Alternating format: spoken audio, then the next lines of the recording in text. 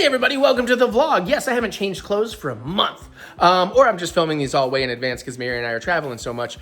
I'm filming this September 8th, 2025. It is 6:54 p.m. and you're about to have another one of my classic cooking vlogs. I think it's basically Disney vlogs and then cooking vlogs, even though there's way more to it than cooking. But we do make these kind of long, so if you want to jump around or skip some things, we do time code them. So look for that red play bar underneath. You'll see gaps in the timeline. Or open up the description, see a big list of blue numbers, watch what you want, skip what you don't, and all that jazz.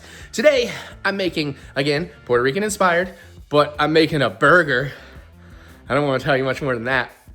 We have another awesome, interesting junk food taste test. We have more Disney pins. We're going to unbox something. Mary and I haven't filmed that yet.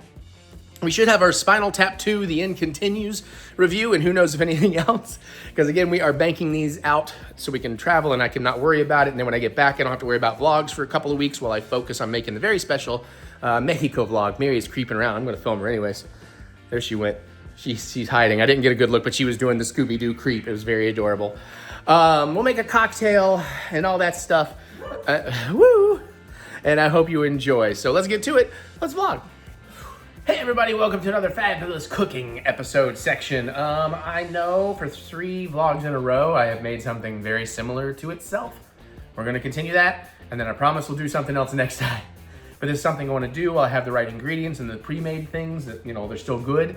So today, we're gonna take that same idea from the Puerto Rican hot dog, the Sofrito and all of that, and I'm gonna do a burger edition.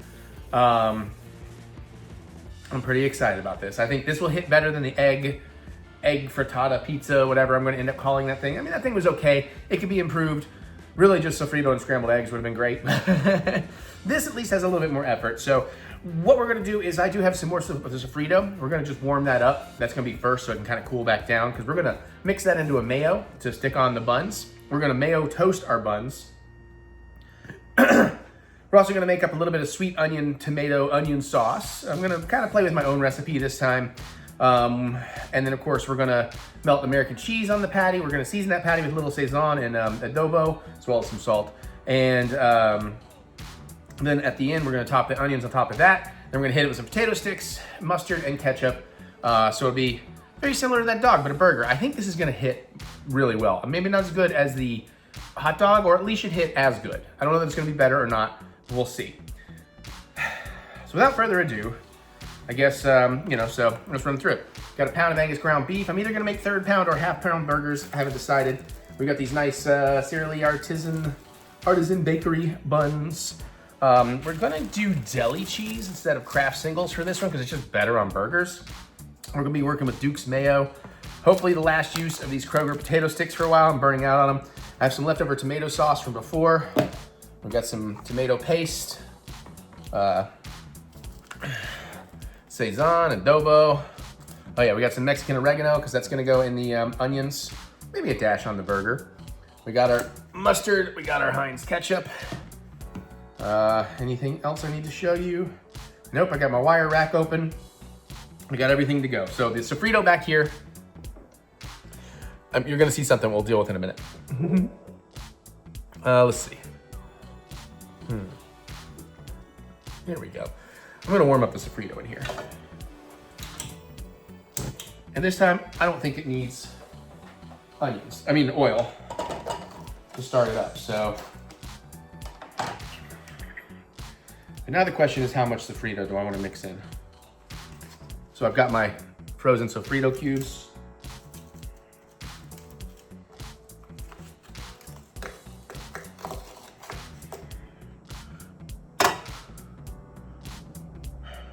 Would that be enough?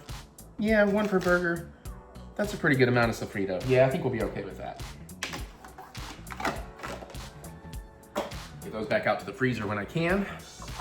And literally, we're just trying to melt that down and give it a little bit of a toasting. I'm gonna move this out of the way for now because that's what the burgers will happen. Where the onions will go when we're ready.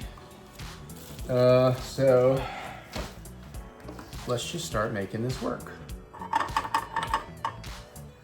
We get a plate for buns, for bun work.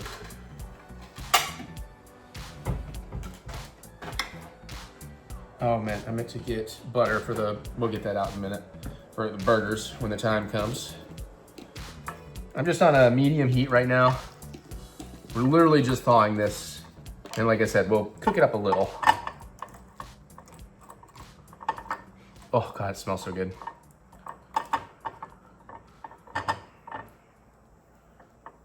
All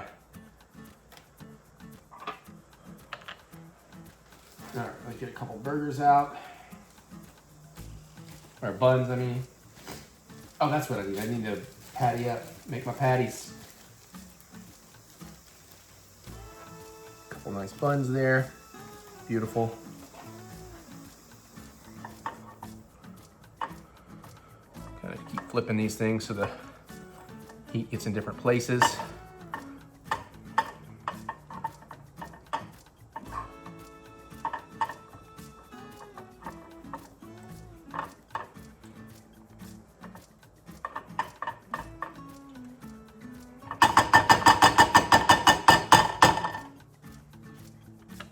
Again, go back to the Puerto Rican hot dogs to see how I made that Sofrito. It's a lot of bell pepper, sweet pepper, garlic, onions, cilantro, because we can't find culantro around here. Flat leaf Italian parsley, little oil, a little white vinegar, extra virgin olive oil, in case you're wondering.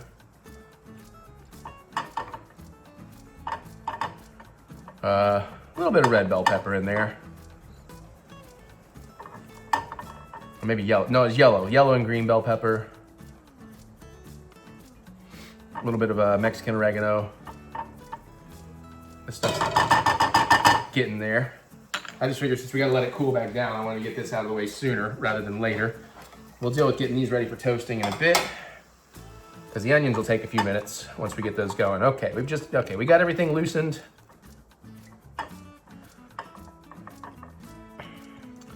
Now, I've never done this, so I'm not sure if I should, I don't know how liquidy, that's gonna be pretty liquidy. Maybe we can cook a little of that liquid out. Let's take this down to medium low so it'll be more of a simmer. We'll keep stirring that occasionally. Not really, I guess I was just prepping the buns is all I was doing. And we can prep the burger patties. Those are gonna be a little bit tricky.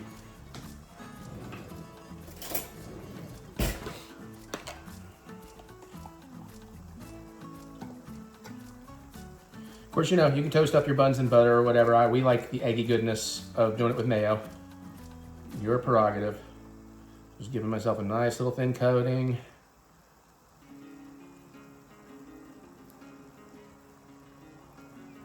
A bit more on that one. Pretty much anywhere that may contact the pan, we're trying to get some mayo on there.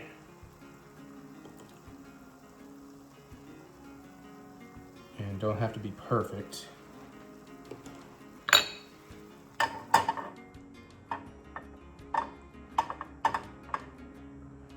And do that and kind of leave the liquid into one side, see if that'll help steam it out a bit.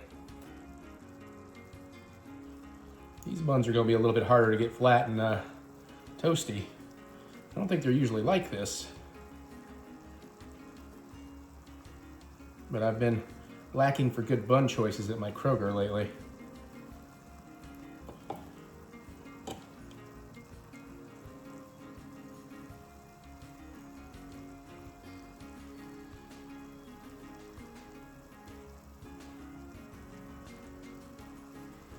A little too thick. I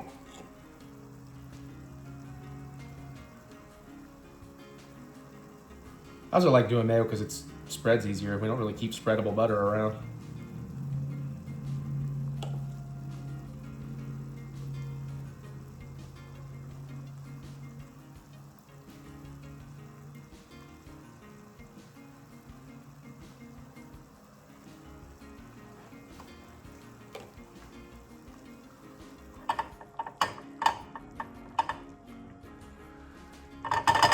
See, I don't necessarily want to strain the liquid out because there's a lot of flavor in there, but we're just going to try and control the liquid content, I guess. Now I'm kind of thinking I should have done 4 cubes because it's probably fine. It's probably fine.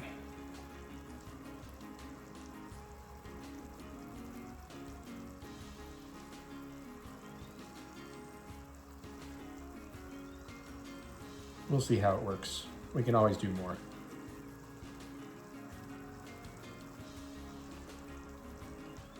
Oh, I should tell you the date and time in a minute, since I do like to do that.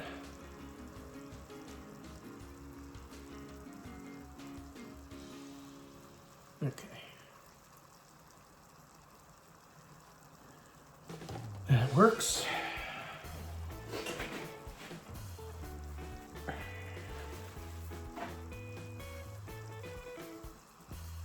I'm just gonna let that kind of bubble for a few minutes. I'm gonna move these out of the way. Guess we could go ahead and get our burger patties ready. And maybe I can keep these from puffing up. I'm not good at that. I've not figured that out yet. I make a tasty burger, but I'm not great at getting the shape. I mean, I can get the roundness, but I can't keep it flattish. That's close to where I want it to. Let us go down. You know what? I'm just gonna do half-pound burgers. Let's have fun.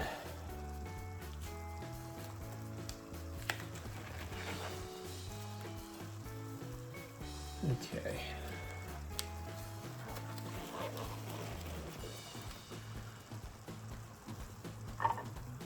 Oh yeah, that's working. That's working. That's a...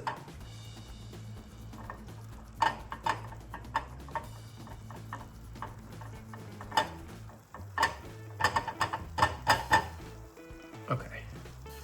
Take that off the heat, because I think that's good. We'll just let that sit. In that case, let's go ahead and start heating up a little oil for the onions. Yeah, sure. Medium high. I'm trying to do this in a way that I'm only making exactly what we need.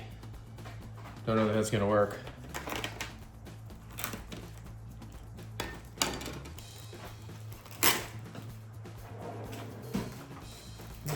Thank you. And I just kind of fold it in half to just eyeball half and half. One's a little bigger than the other, that's fine.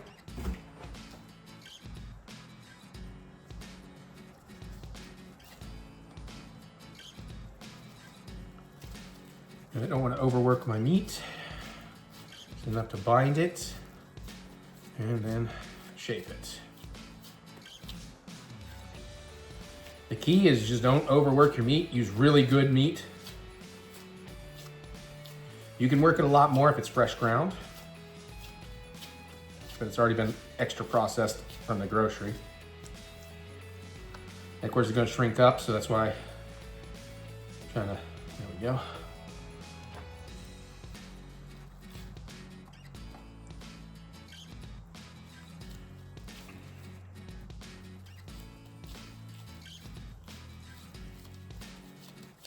Okay, feels like that'll hold together. Maybe not. There we go. Okay.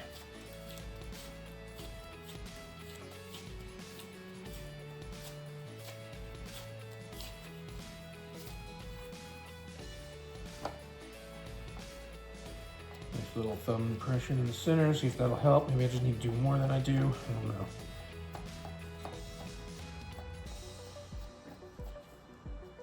Okay, hopefully that works. Now, normally, I would use like kosher salt and pepper. But today, we're gonna use some of this Goya Sazon. This is the chote one. We're gonna go light hand, because we want this pack to do everything.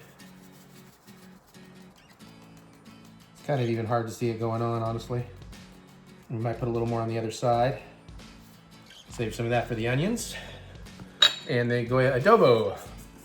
Not a brand person, just this is what I found. It's like turmeric and garlic, pepper and salt.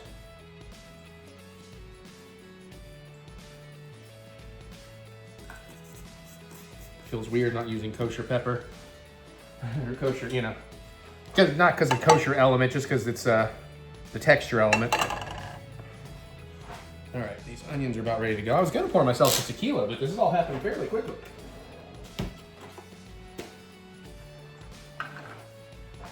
All right, oh, those smell good. Okay. We got some diced sweet yellow onion. Woo!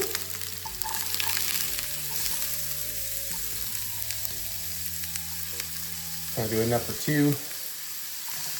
Since they'll shrink up, that's probably pretty good. Get that all worked into the oil. Take it down to a medium. Medium high might be a bit much.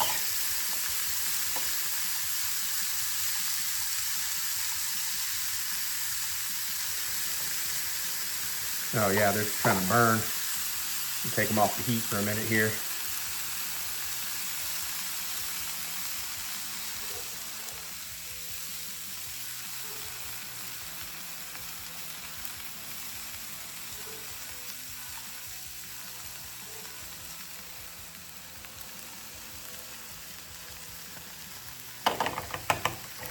All right, give that a second. Close this up.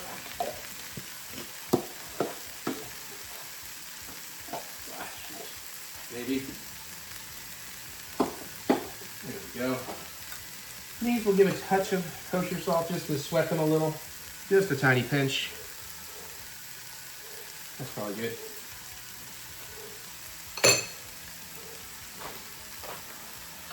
Got a little mix in.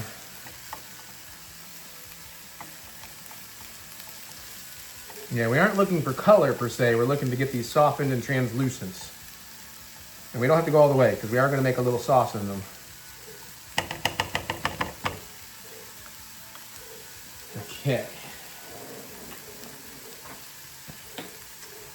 Move these somewhere for now. Somewhere safer than that, Eric. There we go. Turn around, bump them, and lose those. Let me get something to mix up our mayo mixture in.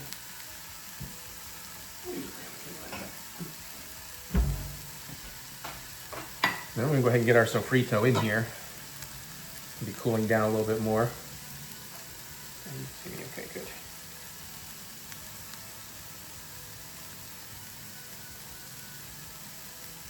All that vegetal goodness.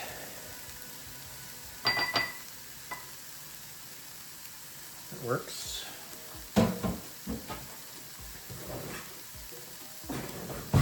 If we're going to whisk that into some mayo, we'll save what we can from the thing here.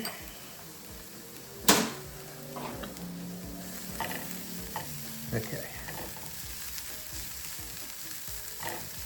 I'm going to take the heat down just a little bit more too. Somewhere a little over a medium low because they are getting a little caramelized, which I mean, it's fine. It's not going to ruin them.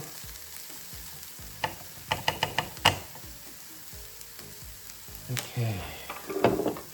Start getting the other elements together here.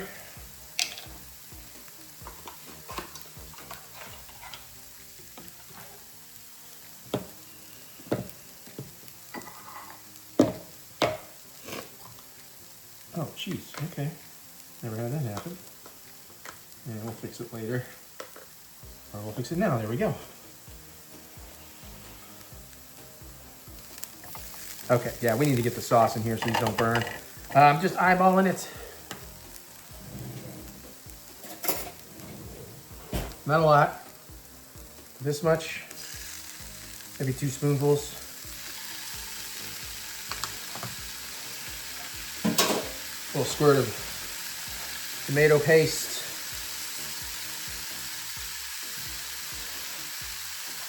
So, come on. Close up. Why are you being a pain? There we go. All right, some Mexican oregano. Let's do a little Saison in here. A little adobo.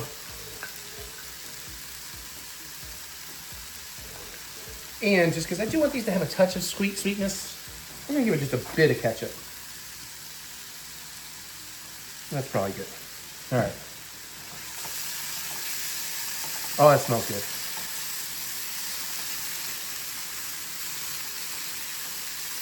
Get everything coated. We are gonna want a touch of water in here because this is already a little too, we do want to cook that sauce down. So I'm just gonna use the sink and get a splash in there. You can kind of get a sense. Mix all that together. This way we'll bring the heat back up once I get it mixed.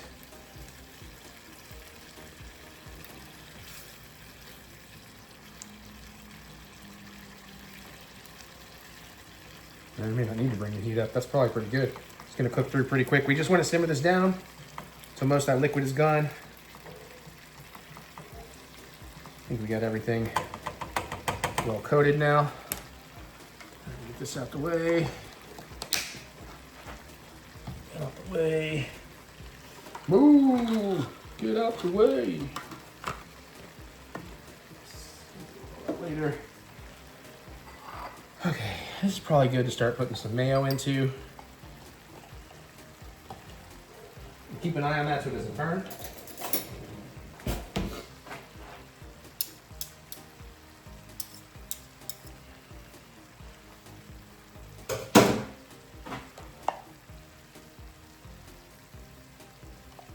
And a couple spoonfuls. Start there and see if we need more. Oh, that looks good.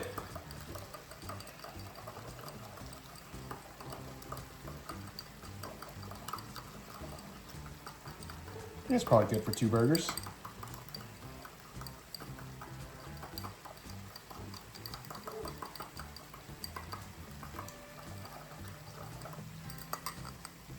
Nice. Yeah, I probably could have used a little less mayo or a little more sofrito, but I think that's a good start. Okay, so I think we're done with mayo.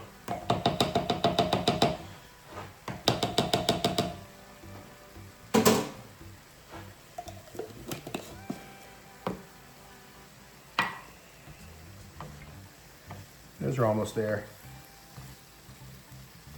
It smells very good.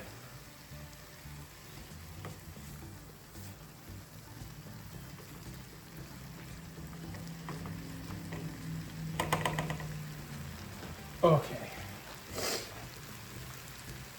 Yeah, we're just about ready. Those burger patties. I'm going to do a little light dusting of oregano on these burger patties. Why not? You know what? No, I'm not. It might burn. That would probably burn. Let's not do that. I think we're done with that then. We may get it with a little more Saison and Saison, because I guess Saison is just seasoning. Okay, off the heat with you because you are good to go. Okay.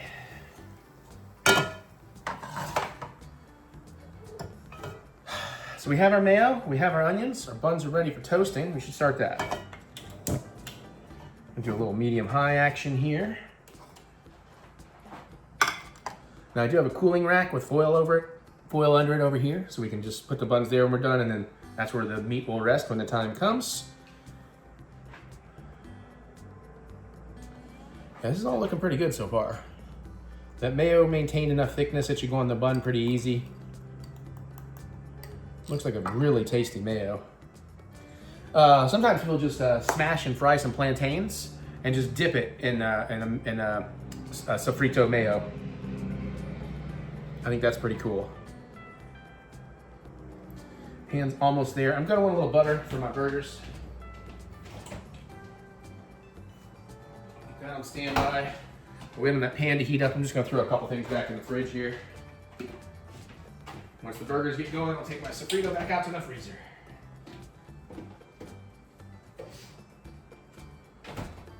Okay, done with the oregano.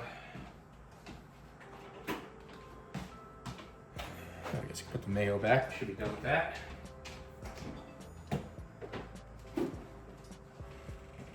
Okay. Let's get some cheese prepped.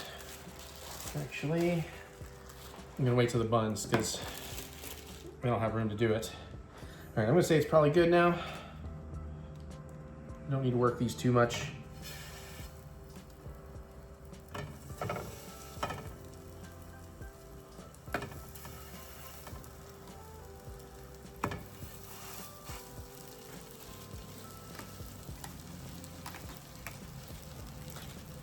you do want to smush that in, get all those cooked, especially on something like this. You saw how kind of uneven it was.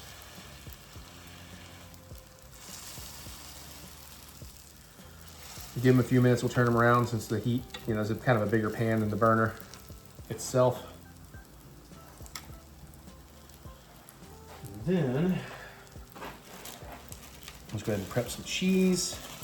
One slice each should be fine, especially of this. Now, I don't know if I really, maybe I should use Kraft for this, but I think burgers just work better with deli-style American cheese for me.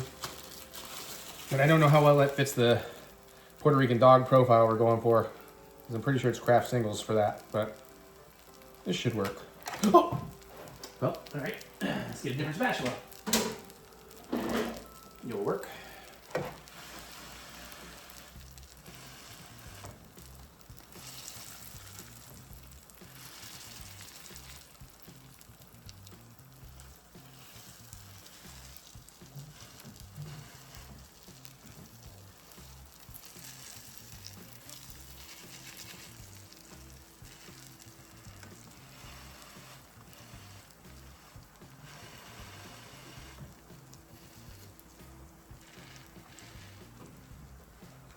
All right, let's see what we got.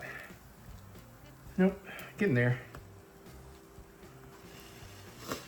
Try to pull Mary's a little earlier too. I like mine a little more toasted.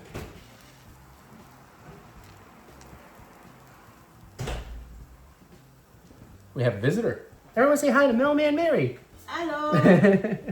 Those of you who go in the bag are just out of your way. Obviously, the burgers are about to go on. Just basically toasting the bun. We have everything else made. Okay. And I think it's going to be quite delightful.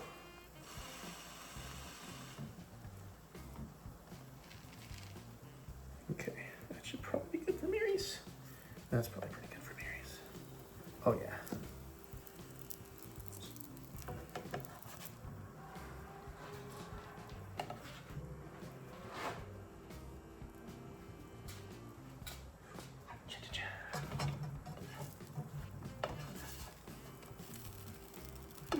Let that one go a little bit more in the center.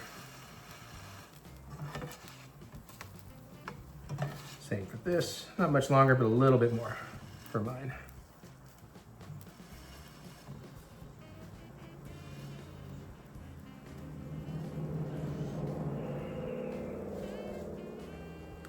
Shoot, I can't think of. I know it's like 5 minutes per side for this, but I don't remember if it's medium or medium high. Cooking a thick burger in a pan.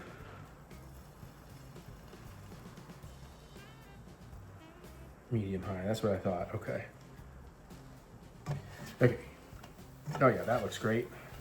And that looks great, all right. It just goes together. I do like to go ahead and stack them so they'll kind of maintain their heat. Okay. Okay. Cheese can get away. And over here for now. Let me wipe a little of that out of the pan.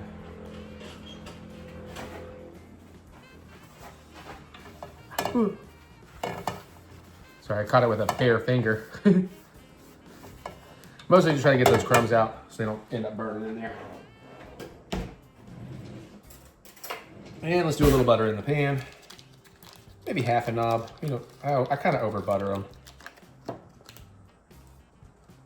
Because the meat's gonna have plenty of brightness in it. We'll keep that around there for when we flip them. And let's go ahead and bring it to the pan. Oh yeah, that pan's pretty hot because the butter's trying to turn brown. That's don't want to burn my butter. Let's get these burgers on, baby.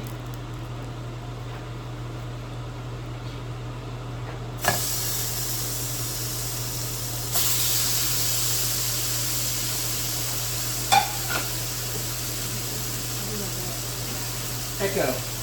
Set timer, 5 minutes. Yep, that's good, that's good, that's good. We'll go ahead and season up this side of them.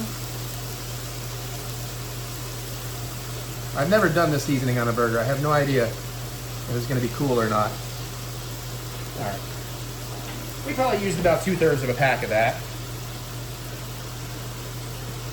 Let's also adobo them a little bit. That should be great. That can go away.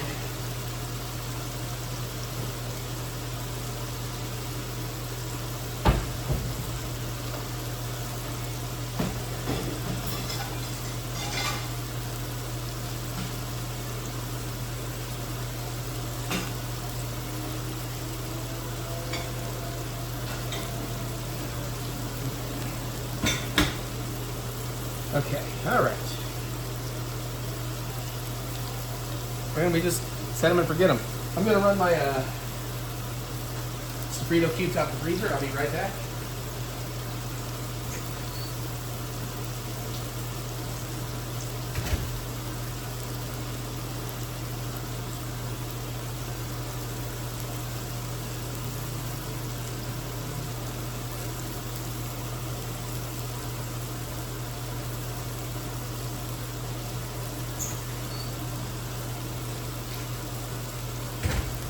Alright, put the cheese away.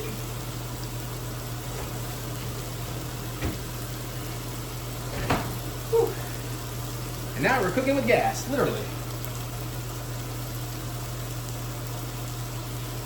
Okay, well now that we got 3.5 minutes-ish before we flip it, it's time for Eric to party.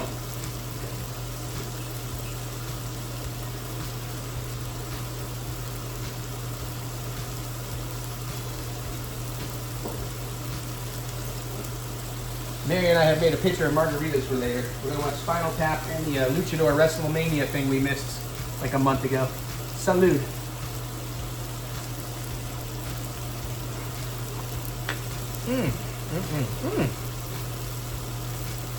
Hello, Napoleon. You cannot has. I'm sorry. That poor beautiful man down there. Daddy Cookie brings the cats to the yard and they're like, please let me have yours. And I'm like, no, you can't, it's bad. And they're like, you're a shitty dad.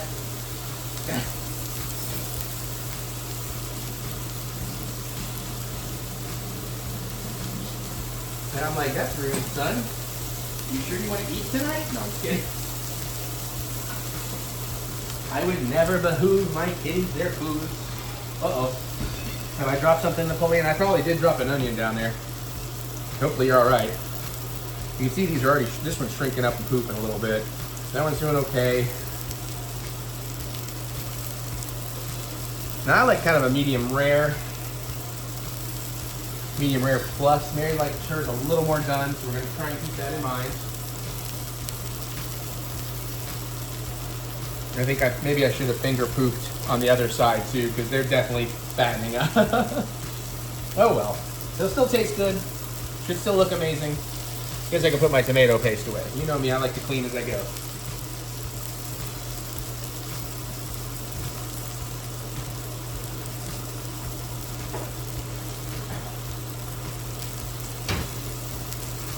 And in case you were wondering, in case you didn't catch it, hi.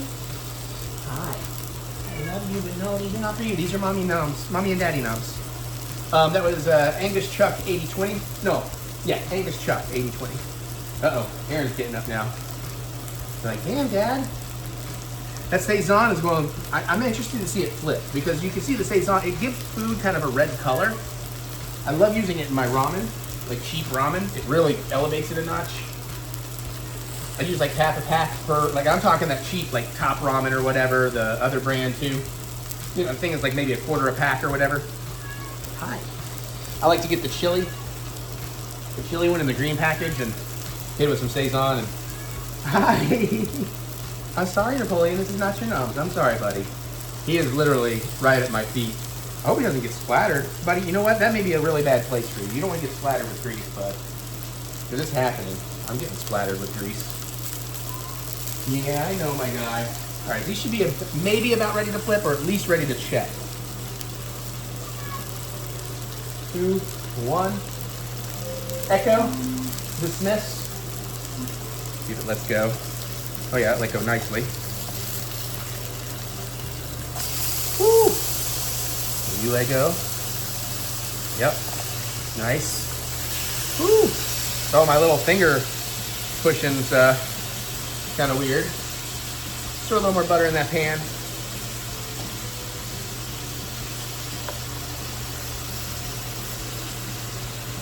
Kind of work it around. I should have put the butter in under them, but I didn't. I just didn't do that.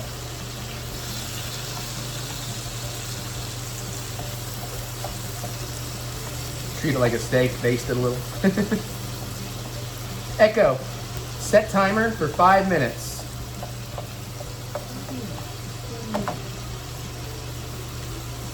Yeah, oh, and cheese, right, with cheese this time. Here we go.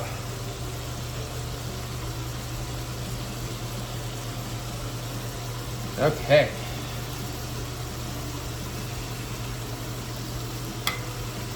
Okay, put the butter away.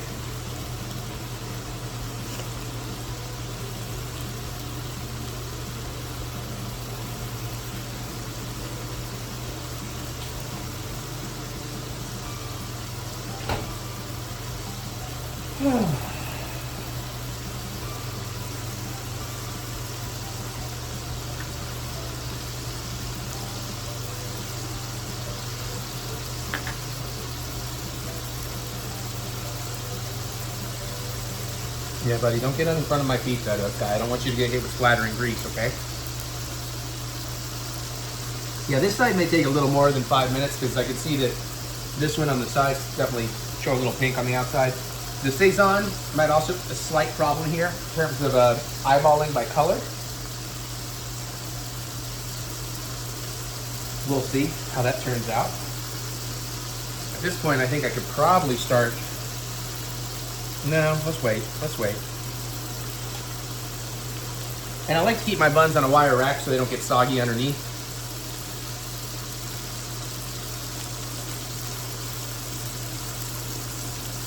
We got about 3 or 4 more minutes here, and we'll let those rest when we start building.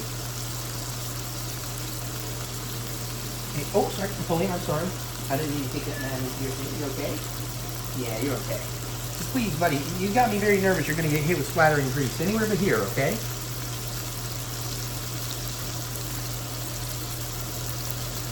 Could use Mary's assistance right now, honestly.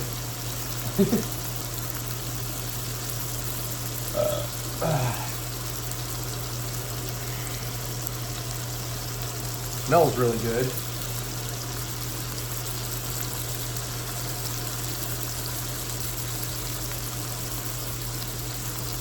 Buddy, I need you to not be there, but I can't stand there. Oh, I see why. The splattering grease is hitting the floor and you're trying to eat that. Mary, I need you. Get back out to the yard. I hear they have milkshakes out there. Oh yeah, it's getting there. Oh. Hell, I just kind of want to just eat that burger patty. That burger, the mayo, the onions, that's probably good enough, man. I almost wonder if I just want to do that. Skip the mayo and ketchup. I mean, skip the mustard and ketchup and potato sticks.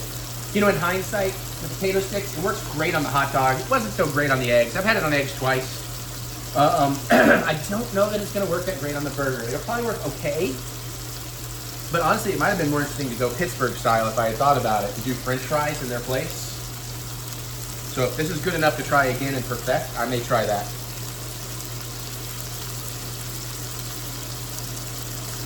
Oh yeah, these are looking good. These are looking good.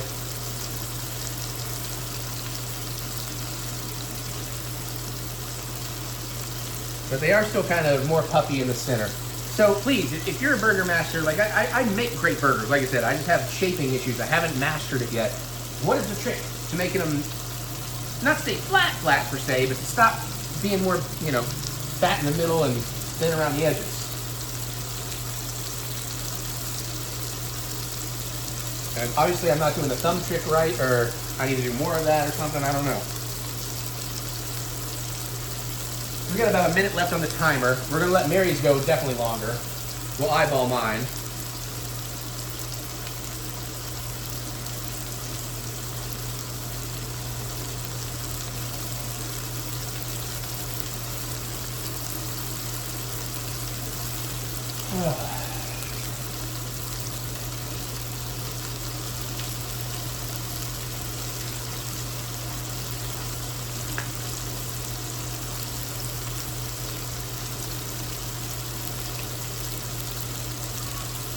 Oh, he's yelling at Mama now. She's in the window.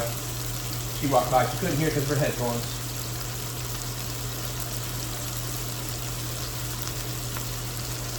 Okay. I think mine might need to go a little longer too.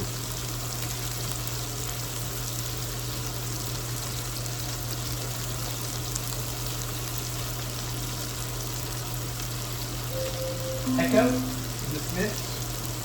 Echo, set timer, 2 minutes. Don't know what we need the whole 2 minutes, but give me something to eyeball off of. But I can definitely still see lots of like the blood coming out of that meat. It's not blood. I don't remember what it is. I learned, but I don't remember what it actually is. It's not really bloody, or I guess it is blood. I don't know. I guess in steaks it's blood, but in burgers it shouldn't be.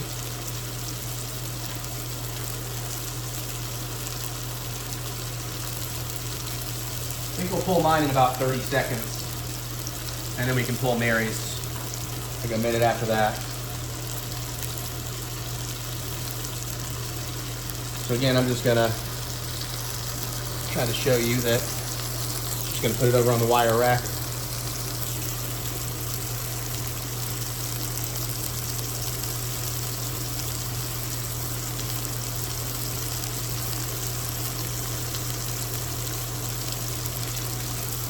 Okay, let's pull mine.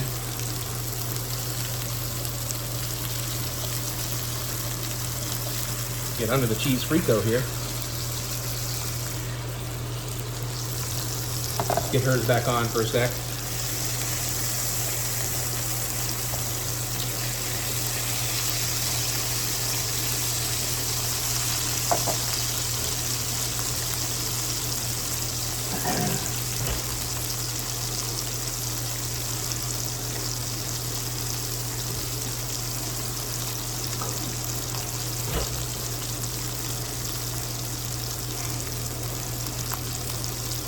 I'm a little worried I've undercooked these slightly. I'm fine with that. I mean, it doesn't bother me, but Mary doesn't always love that. She'll eat it. But she also grew up in a household that was like always well done everything. So she kind of appreciates it not being well done at least. Echo, dismiss. And we're gonna heat off and take our time getting to hers. So we can get that extra little second. Release just fine.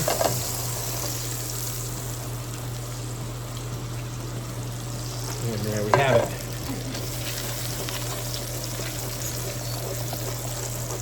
Clean some of that out while it's still hot, best I can. Okay. Okay, now we're gonna come back over here and we're gonna start building up our buns.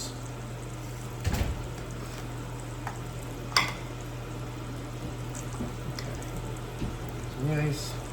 Here's Eric's.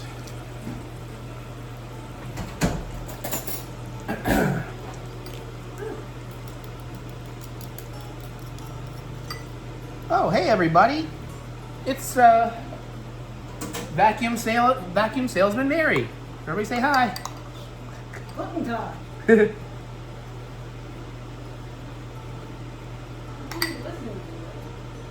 Well, you looked in the window looking for you. He's been over here trying to lick the grease up off the floor. Mm-hmm. Smells good to me, too.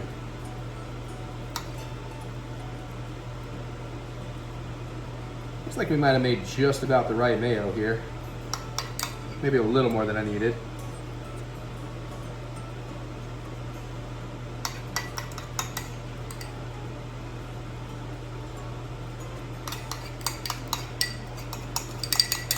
Don't want it to go to waste. Just kind of do a nice little top bun dollop here in the center.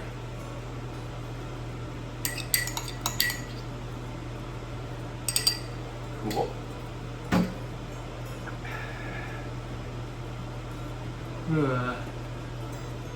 That's some very red liquid coming out of Mary's, but it could also be the Saison, just cooking with the grease, because that should be done enough. That cannot be blood, what I'm seeing, so. Okay. So I guess that's about it. We're about to moment of truth here. I should get the patties on, the onions on, and then whatever else we're gonna do.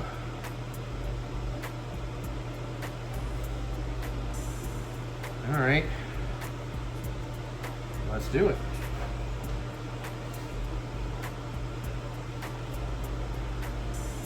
Oh boy, I may have made a mistake. That's gonna be a slippery burger.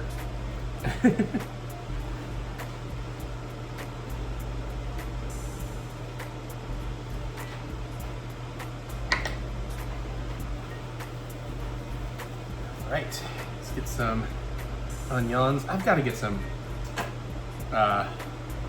silicone spoons. May have made too much of the onions.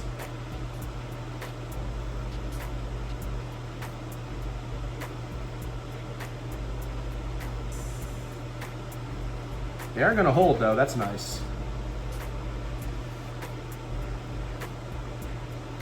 They got a nice like thickness.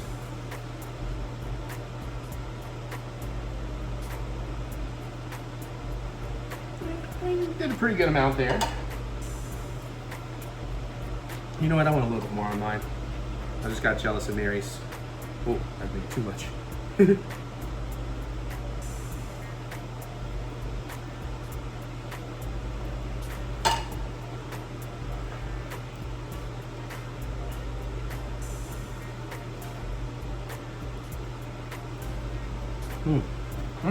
Oh shit, those are good. Just got myself a sneak preview.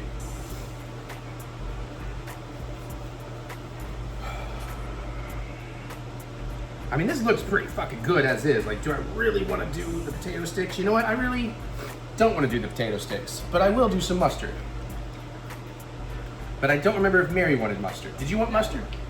No mustard, no ketchup. I'm not going to do potato sticks on mine. Would you like some? I don't know. No, I'm good. This just looks pretty fucking good as is, so. And he smells all the wonderful daddy foods. So, okay. So there we go. Dinner is served. All right. Excuse me, buddy. Daddy and mommy gotta eat while it's hot. Okay, I'll be right back for photo. Oh yeah, look at this. Look at this.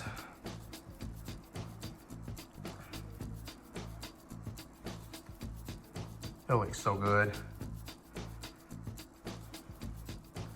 That looks so freaking good. All right, let me top the buns, get the thumbnail, and eat. All right, see if I can thumbnail here. Here, how about that, Mary? We'll compromise. One topped, one not.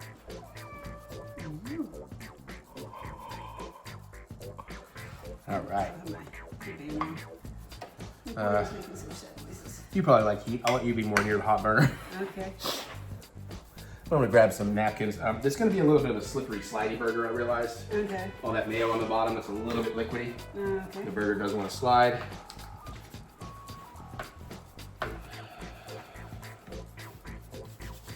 Because I literally have to set this down. Fair enough, fair enough. I know, he's so hungry. It hasn't. Very excited for this. Oh gosh. Oh my gosh. It's oh my gosh, they're pulling in. It's not din time yet. I might got the burger just a little under mine. Yours is probably a little bit better, but No, you could have cooked that a little longer. But I mean, it's fine. It's pink. It's like Do good you ever medium rare. use the meat thermometer? Not on burgers. I'm trying to learn to do it right.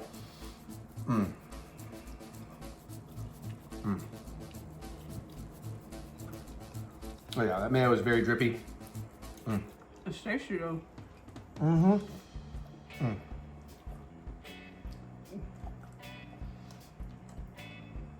It is pretty Yeah. pink.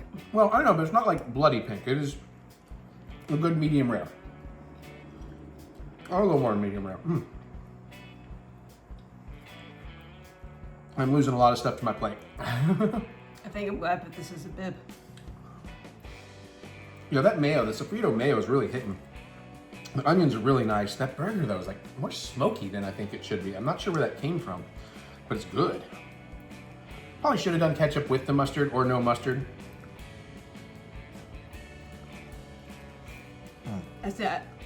I like it without the ketchup and mustard. Do you want to drive by mine? No, I'm getting a sense that.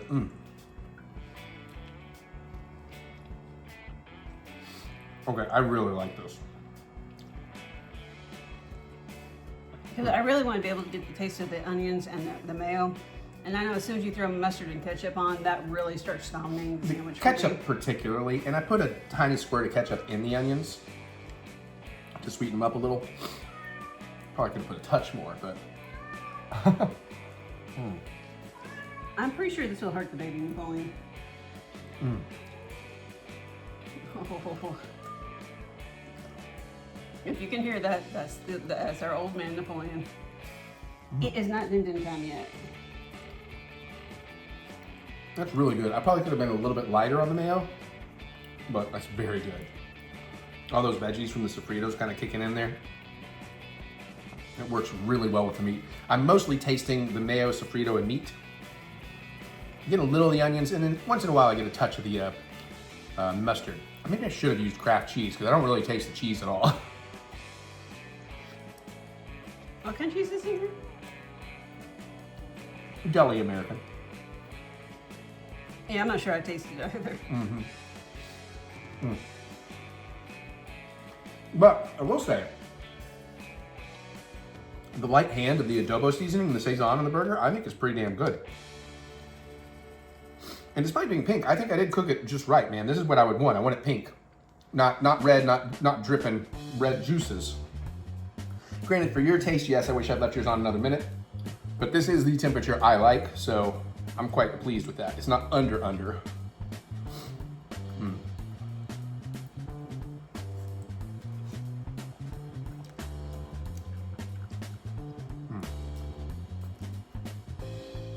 You're losing a lot more than I am. I might have had more mayo on mine or something, I don't know. I thought I did it pretty even. Oh, yeah. You know, I'm a happy camper. I mean, it's just a great burger. The burger, like the patty itself is fucking hitting. That creamy mayo and like the hint of all the veggies in there. Those onions are good. I wish I'd taste them a little bit more, but the burger's kind of overpowering.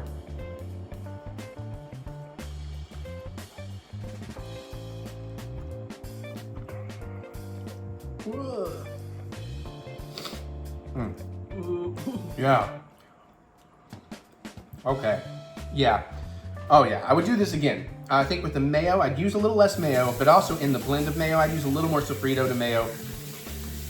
The onions are good on their own. I'm not really tasting them here, so I'd probably use a bit more seasoning and a bit more ketchup, honestly, to just bring that sweetness out. I might switch cheese. I really don't think the potato sticks would add here. I think they would actually take away from it, but French fries would actually probably be pretty dope on this. I mean, it really didn't need the mustard. It could have just been the mayo and the onions, not even the cheese, and it's a pretty damn good burger. But I will make Sofrito mayo again for other things. That hits. Especially since you've got the cubes that you can just get whenever. Yep. I've almost used one of my 2 trays though. Well, maybe not. But it does make it really convenient. You know. I gotta show like how messy my plate is, and I'm not even done.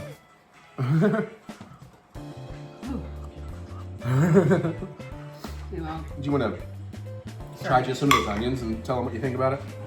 If you want, you don't have to. That's fine. I was just offering food to my beautiful wife who likes to eat food. What else am I gonna do? Excuse me.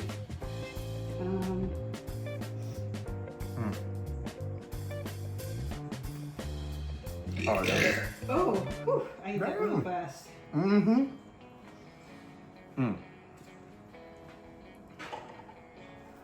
I might have been better off with 3rd-pound burgers here too. I'm not gonna save any of that, so whatever you want. It's not really enough to save there. Oh. I'd like to see your face if you don't mind. Sorry. I don't think I really tasted these in the burger. You know, That's what I'm saying. It's kind of lost in here. But that shit's good, isn't it? Yeah. I did a good batch on those onions. It is a shame they're. That's what I say. I mostly taste Sofrito mayo in the burger. I wonder if the doneness of the burger affects how much it how much flavor it has compared to everything else. Less done has more flavor. Right, so if you did a medium rather than medium rare, maybe you could balance out your flavors that way. Oh, yeah. But I'm not going to do that because who wants to eat that? Mm-hmm. Exactly. People with no taste that don't love food. You're way better than your folks, at least. I'll give you that. Somehow he hasn't divorced me yet. She's very good at other things. Like handing me an extra paper towel. Hell, I almost feel like I need a wet wipe, but actually. Ooh, ooh, mm. Okay, on that last bite, I really got a big pocket of onion. Oh yeah. Okay, like I said, highly recommend Sofrito mayo. It's only been 3 hours since lunch. And that is great on a burger. I do think the adobo and the Saison, the Sautéing Saison, very nice touch. Those onions, like I said, on their own, these are really good. It's just amazing they got so lost. For not using a recipe, I nailed that. So what all did you mix into the actual burger patties? The burger, I didn't mix anything. I just seasoned them lightly with some of that Saison packet and the adobo seasoning. That's it. Okay, so you did put something in them. On them. I don't mix stuff into the meat. Then you end up overworking your meat. Can Napoleon have just a tiny bit of grease? Well, I don't know. It's No. butter. It's butter grease. Well, Oh. What? what's butter and burger grease? Okay. That's what he probably wants more than anything. Yeah, well, that's what I said. I kept coming over here. I'm like, buddy, I don't want the hot grease to splatter on you. Then I finally realized, oh, he's licking the grease off the floor. Yeah, you've got a lot of cleaning to do. Well, I know eventually. Okay, more vlog. Hey, welcome to Gardening Tips with Mary. Hi. Hello. Take it away. No, I mean, no, we will be here forever. That's me talking Star Wars. No. Taste test time, junk food taste test time. I went to Walmart and I found a heap of new shit. I also found some tasty snacks that hopefully taste better than that heap of shit. Hopefully better than last time. Yeah, no, I think we got some ballers this time. Although, Mary, I need you to like frame in a little more, please. I just realized I don't have any water. Okay, go ahead and get your water while I tell the story. Yes. Okay. What was the story? Walmart? Was it about Walmart? I don't know. You tell me. Oh, no, it's about the Oreos. So Mary tried those Reese's Oreos again. Still not a fan. I still love them. Mike Elmore thought they were awesome. I took some to my dad, and he couldn't stop eating them. I felt bad for taking them to him, and he proclaimed that he thinks he likes those better than a regular Oreo, though he probably hasn't had a regular Oreo in forever. I might be inclined to agree with him. I will try and buy myself another box. That was the story I wanted to tell. Walmart, I found a few savories and a couple of sweets. We now still have a couple of things on standby from when we got to make another one of these eventually down the line. But today we got 3 savories and 2 sweets. And it'll be my first food at almost 7 o'clock. And then I get to cook the dinner for this. So, Did you yeah. have any melon earlier? Well, I guess that's true. I had 2 pieces of fruit, Okay. 2 fruit chunks.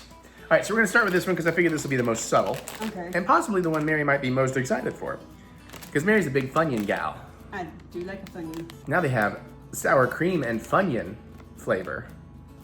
And I was able to find a tiny bag so we won't go nuts. Although watch us absolutely adore these and be like, shit, I wish we found a big bag. Okay, frankly, we don't need it. You've been rifling through my candy. No, I went through mine. Yours fell over. I've been eating out of mine. I haven't eaten out of yours yet. Jesus Christ, lady. It's all stuck together. There we go. There you go.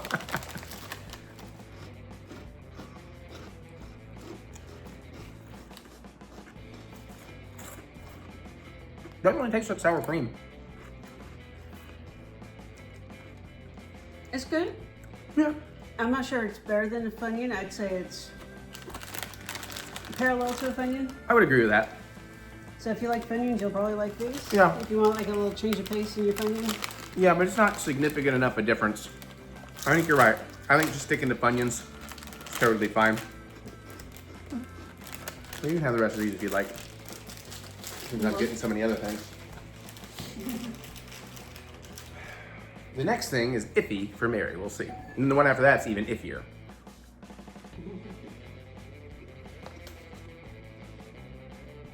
So I love Ritz Bits sandwiches. They are dangerous. The cheese sandwiches particularly.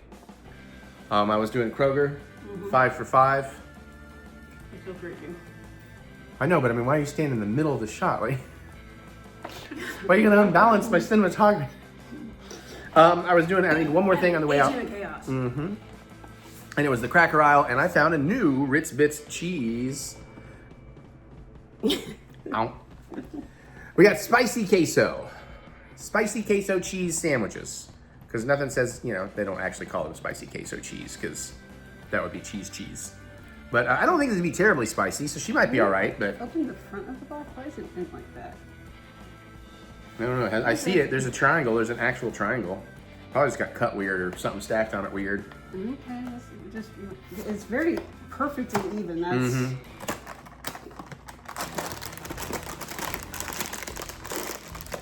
The peanut butter ones are fine. I love the cheese ones. I can eat way too many of them. Almost. You can do it. I'm trying to do it so I don't explode it. That's why I'm going a little bit slow. Almost. Okay. There we go. I'm less worried about the exploding and more worried about the hand going boom. Why do you think I want you to stand in the perfect frame? Thank you. Let me grab a couple. You can see a little cheese fleck in there. I mean, a pino fleck in there somewhere. I don't smell much. Yeah, I don't get much smell. But are they spicy? Buttery Ritz. Processed cheese.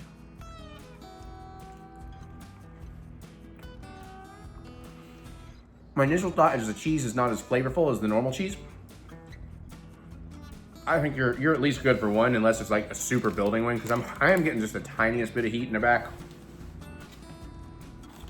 They're fine. I don't know that I love them. They'll definitely get eaten because they're addictive.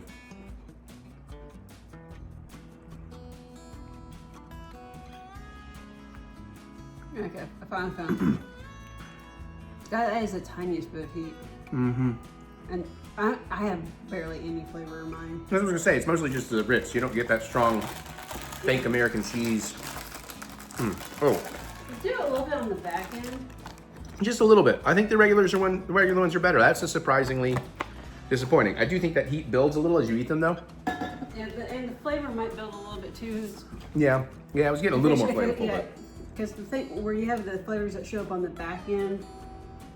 Yeah, but 13 sandwiches is 150 calories, so I mean, you're gonna have to be at like 100 calories before you start tasting anything.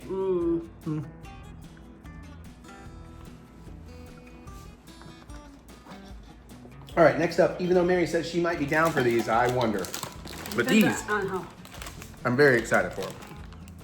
Doritos, Flamin' Hot Korean Barbecue. So it depends on how hot is flaming hot. Yeah, we love Korean barbecue. Yeah. But flaming hot can't be too much for you. It's fine for me, but what? It's artificially flavored. I joke. I hear your thing again. I think it's the other one now. Oh, good. The sassy geisha. Ooh, they definitely have that little bit of a vinegary tartness. Look very well seasoned. A little sweet up front, a little smoky. Okay, now I can get to the real flavor. Oh yeah. I think you could do one. I don't know that you're gonna want to do more than that. Because the flavor is actually pretty good. I don't know if it's great. It's not mustard or ketchup or golden sriracha. But that sweetness kind of works. That little bit of smoke from like the barbecue flavor.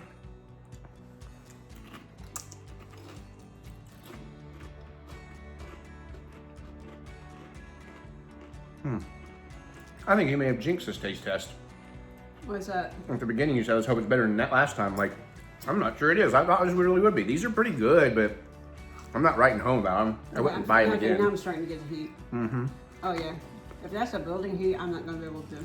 Like this one's super loaded. So let me try this one, but I mean, I'll eat these. They're not like, oh, get rid of them, but I can't really recommend them. The corn taste on the back end is not helping it.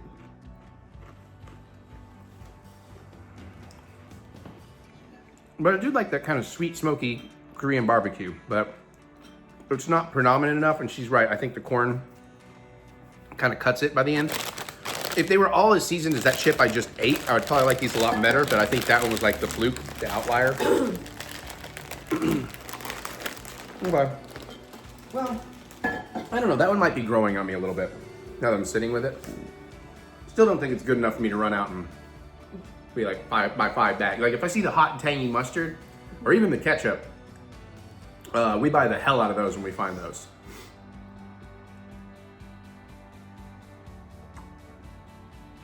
I think those hot tangy ketchup Doritos are my favorite Dorito of all time.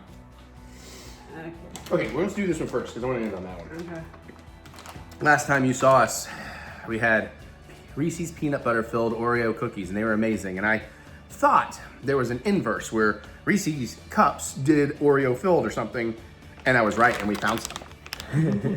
So it looks like you get the chocolate on the bottom, probably a little bit darker Oreo chocolate, and kind of a cream filling top, bits of Oreo cookie in the peanut butter. I think it's a white chocolate top. It might be. But I would think they were going for that cream flavor. Let's see where it tells us. Milk, chocolate, and white cream peanut butter cups with Oreo cookie crumbs. Okay. So it is still milk chocolate on the bottom. Okay. These could be dangerous. Not as bad as the cookies, probably, because those cookies are amazing. At least they're like the minis, yeah? Yeah, these are the miniature individually wrapped. Ooh, smell that peanut butter. Fancy packaging. Okay, this at least smells like a Reese's. Now keep in mind, every specialty Reese we've ever had have basically been disappointments. Except the caramel cup and maybe, what was it, the lava cake? No. The lava? Maybe it was the lava cake. Were decent.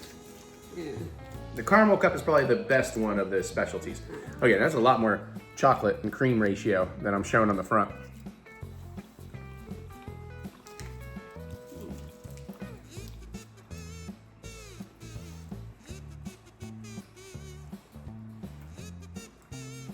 Okay.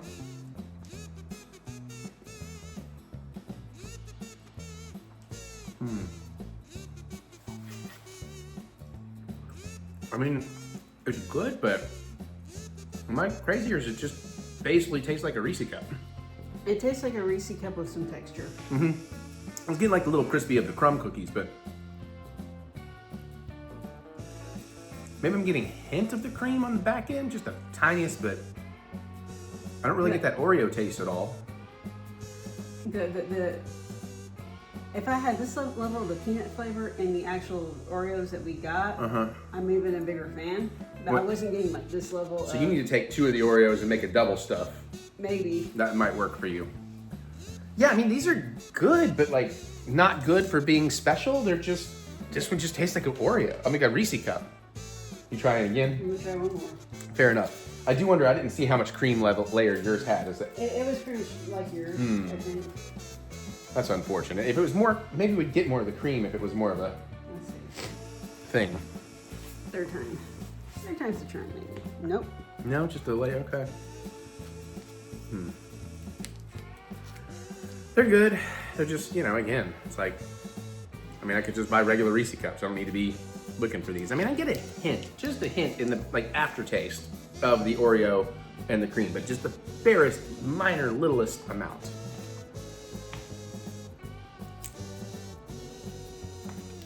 That's disappointing. Very changing style. At least last time I found those cookies I love. But we do have one more thing. Now, once we're ready. if you want a Reese cup that has a little bit of texture to it, you will probably like these. Yeah, I think it achieves what I hope the Reese Puff Reese cups would do better. Anyways, this I'm very excited about. It's a Twix, but it's a Snickerdoodle Twix. So when it comes to pastries, my absolute weakness is brownies. I fucking love brownies. I can devour an entire pan of brownies. I don't because it's bad, but I could. When it comes to cookie, my absolute, and I'm not a huge cookie fan, but my absolute favorite cookie is Snickerdoodle cookies. So I think this could work really well with Twix. Twix. I was trying. Snickerdoodle flavored caramel. Ooh, crunchy cookie and milk chocolate. So they basically put some like cinnamon and extra sugar or something in the caramel. That could be very, very good. There are 4 little individual bars in here that are 100 each, so let's just split one. Okay. I'm hoping that they took a heavy hand with the seasoning so you can actually taste it. Do you want, like, we can do a couple small bites each, I figure.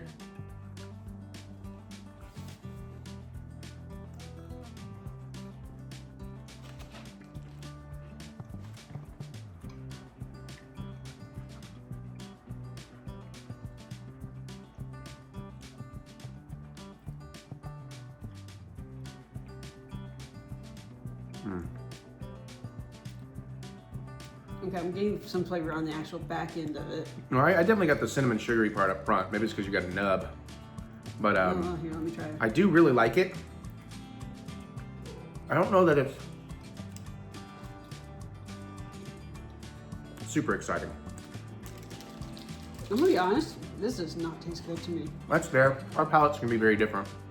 Like, I'm getting like some sort of weird chemical. Yeah.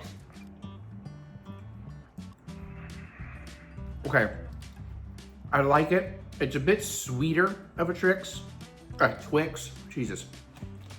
But, considering I just had some Twix last night, some regular Twix out of my Mickey Halloween candy. Can you tell much difference? Yeah, I can tell a big difference. I mean, it definitely tastes like a Twix, but this is, like I said, it's a much sweeter Twix. And I'm not really getting the cinnamon per se. But I think regular Twix are better. I think a lot of these candy bars, I love that they're trying to get inventive and do interesting things, but very few of them are landing them.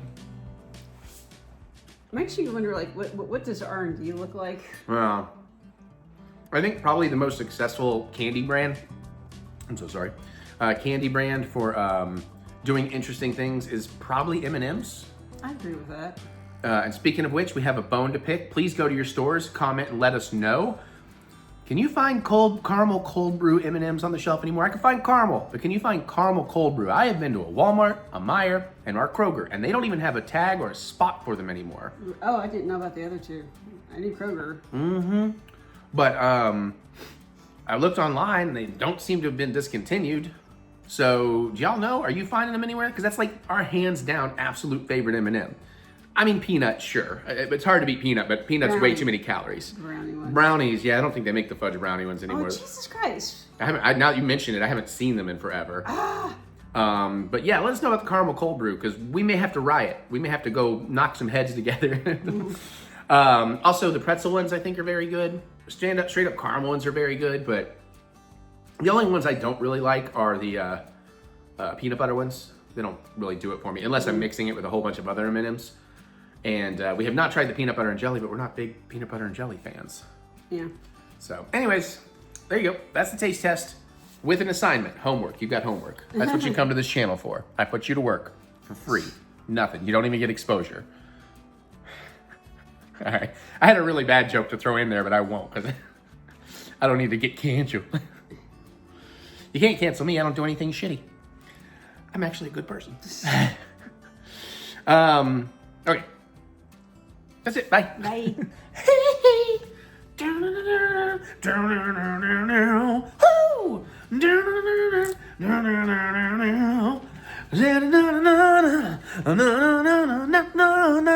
Oh, this is all gonna get stuck in my head again. Demonetized. Yeah. No, like that was good enough. That was not good enough. So Mary and I saw. Now that'll get demonetized now. Mary and I saw MJ the musical. Are they not allowed to say Michael? No, they said Michael Jackson. Yeah. So I went into this. Okay, context. I of course grew up in the Michael Jackson era. I wouldn't say I had a love-hate. I certainly enjoyed a lot of his stuff. It just wasn't entirely my stuff. If there was any hate, and I mean that very mildly, it was just because he was everywhere and overplayed. So it's like, enough already. I'm not even sure I actually had that experience. A lot of stuff super catchy, super important, super visual. We're not going to talk about the late life stuff that, controversial because the play didn't. But going into this, I was like, it'll be all right. It'll be all right. It's like at least there'll be some good tunes or whatever. Yeah. I fucking loved this one. We'll go into some details, but I fucking loved this one. What's your context? Where did you come from growing up with Michael, and then expectations and overall thoughts on this? Because I feel like you would have been a little more into it, a little more your jam growing up, I would assume. Ish. At least more in your genres. Well, okay. You have to remember, I came from the weird spot of my parents did not listen to the radio, and I was not allowed to watch MTV and VH1. Which is so weird, because I know your folks, they don't seem like they would have been that strict. Because that's pretty strict. No, I ended up watching a lot when they weren't around, but... Yeah, all kids do. Parents, listen. That's why you can't restrict your kids from shit.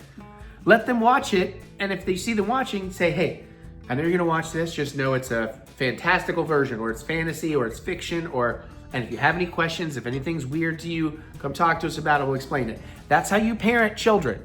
You don't restrict them from shit. You know they're gonna become adults. They're gonna do this, whether you want them to or not. Sorry, I'm not knocking on your parents specifically, just in general. I didn't get to 80s music until the mid-90s. Yeah, that's fucked up. It's like that. Well, Dad listened to like old, like golden oldies, like 50s, 60s stuff. I knew all that old shit, but Mom didn't listen to anything. And so it's like today, people don't like. Oh, anyways, sorry. So I grew up in such an artistic household. It's wild to me. So go ahead, but not like. I'm sorry. I know I said go ahead, but what I just needed to clarify. I didn't mean like. It's not like I was in some hippie commune type of artistic household. I just meant my parents loved entertainment and art, but they also had real world normal jobs and normal lives. I just to give you the context. Sorry.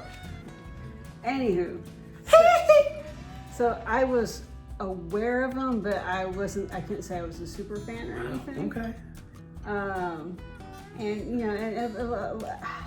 I feel like his songs have a 50-50 chance with me. Okay. Fair. And some of it was because some of it was so fucking overplayed. Well, yeah. Again, that was my only. If I had any negativity, it was generally because it's just you could not escape it, and that was not my. Pop R&B kind of stuff was not my jam.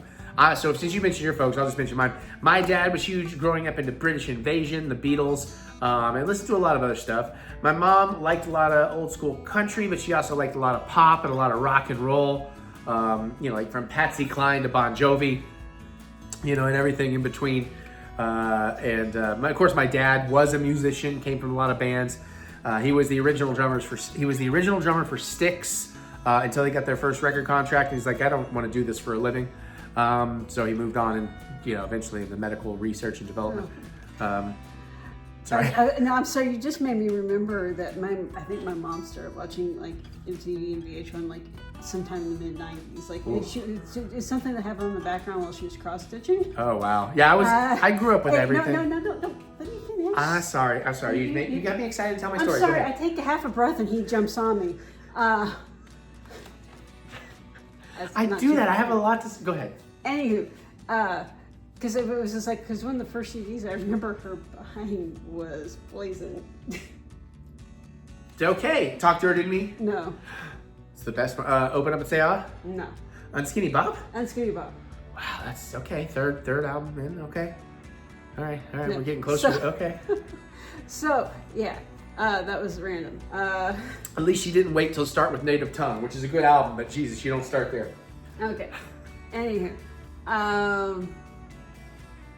No, we were talking about Michael Jackson, weren't we? I guess we should get to talking about the play at some point. No, I did. We're giving context. I know, yeah. Now, I did do the Thriller Parade for many years. Well, yeah. So I know you're a big fan of that. So. And I was just gonna say I was allowed to listen to anything, but it wasn't like I was just left alone to do it. It's like, well, some of the lyrics in this you should be aware. Like, we don't want you to be throwing these words around. Not because we're worried about it, but if you go around as an 8-year-old, 6-year-old yelling fuck to everybody, we're gonna get in trouble. I'm surprised you didn't anyways. Behind their backs. Mm-hmm. Oh man, in junior high, I used to word for word get in the ring with Guns N' Roses, man. Mm-hmm. Anywho, back to Michael Jackson. Oh, yeah. We're already 6 minutes in and we barely talked about this thing. Okay, all right, let's get on the play. So the play is excellent. We had great performers. Listen, to have anybody come close to being a Michael Jackson, pulling off the singing, the charisma, the voice, the acting, very difficult. We had a guy that was very, very good. I'm not gonna say perfect, there were times where the voice was so spot on, and I'm like, we're far enough back, I'm sitting there like, Is that actually him actually lip syncing? Yeah, and then also too, like, and it's not a caricature done here. And there's also a young child version, a teenage version, and an adult version. We're mostly talking about the adult version. Yeah. Kid version is the hardest one to cast, and they did as best they could with it. Teen version is very good. And the whole thing is set during, what was the tour he was doing? You remember the Dangerous tour? Dangerous. So it's all set during the 3 days in rehearsal leading up to that. And there's like an MTV crew coming in to interview him, but he wants to be private, but he's kind of talking about him. And that leads into doing like flashbacks to his youth. And that's probably my favorite part about this show, is the way they did the flashbacks. Because a lot of the other characters in the modern day are also playing other people from his past, and the way they just slip in and out of character. And you may have, the first time they do it, you may have a brief moment of the fuck, and then you're like, oh. And then, after that, it's like his head choreographer also plays his dad. Tour manager. That was the tour manager. No. That was the tour manager. No, that was the tour manager. He was the choreographer. He was the tour manager. He was not the choreographer. He was the tour manager because he was the one that kept having to give him guff about the toaster ejection and things like that. He was a tour manager and dad. Go ahead and make your point, and I will prove you wrong. Hold on. Fine. Anywho. Because I think he was also doing choreography. It just says Rob and Joseph Jackson, but Rob was not the tour manager. I mean, he was the tour manager. He was not the choreographer. I thought the tour manager was the guy who looked like Daredevil. Going like, you're going to have to sell your Neverland, or put a mortgage on Neverland if you want to fucking afford this That was his lawyer that was saying you have to put him in. I'm so confused. Anyways, I'm right on this one. This one, I'm 1,000% sure that I am right. Anyways, because he was so fucking great. Yes. Other than the Michaels, he was like my favorite because he, between tour manager and Joseph Jackson, was just mind-blowing. Just the switch. Yeah. And like the sets would swoop in, and you're getting into the Jackson 5, and Michael wanting to separate, and there's also an excellent medley of the Thriller album. Yes. Oh my God. Yes. Some of the medleys and the thing is, because it's a medley, you kind of breeze through Thriller itself, and you're like, oh, really? That's all we're getting?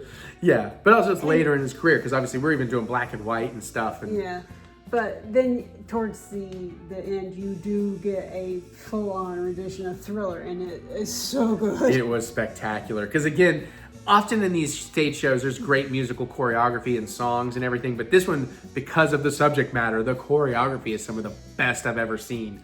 And it was tight. Like they were tight, on point.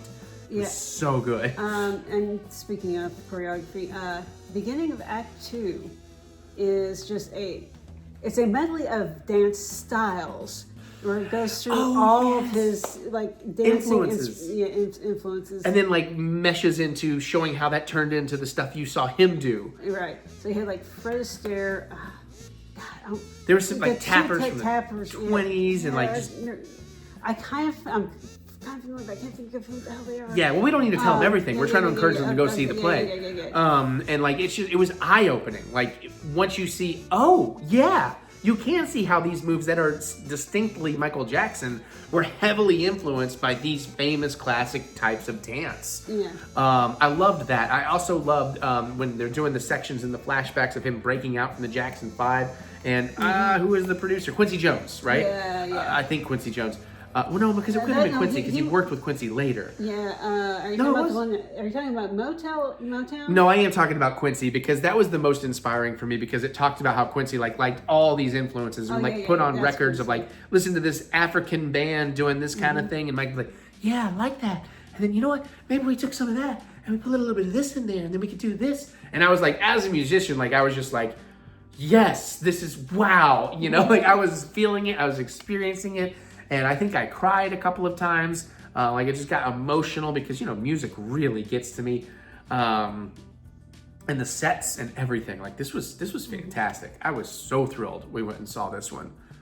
Like this was one of my favorites we've gotten to see in all of our season passes for the Broadway. Was it Kentucky Theater of the Arts? Where did we go? Close. It's Broadway, Louisville, but it's also like the place is called the Kentucky Performing Center of the Arts. That's it, yeah. Listen, we are going kind of long. And Yeah. Is there anything you really want to talk about? I think we've touched on most of the It was just so good. Yeah, it was so good. Unfortunately, like most plays, I'm finding more and more though, second act weaker than the first act. I have yet to find a play where I think the second act is stronger than the first act. Maybe Little Shop of Horrors. I don't know. I don't know if this one was necessarily weaker. For me, it was. I was a little less engaged and a little less excited by the second act. That could also be just having a break. It may have just lost my momentum of the first act for me, you know? I will say a lot of musicals tend to go a little ballad heavy in the second act. And that's where we tend to kind of lose interest. Yeah. I'm way more into the more upbeat, poppy stuff. And I really enjoyed this. I'm looking for where the song list is here. Is that the beginning? It's basically in the credits. Or should be like a... Here, you keep going right past it. I do. Oh my God. I was going to read it, but if you want to pause, there's and it's just so cool. And Toaster Lift. I'll never not think of Toaster Lift.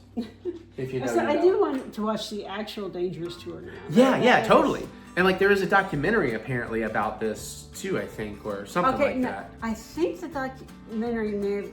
Part of the tour video or something? Oh, no.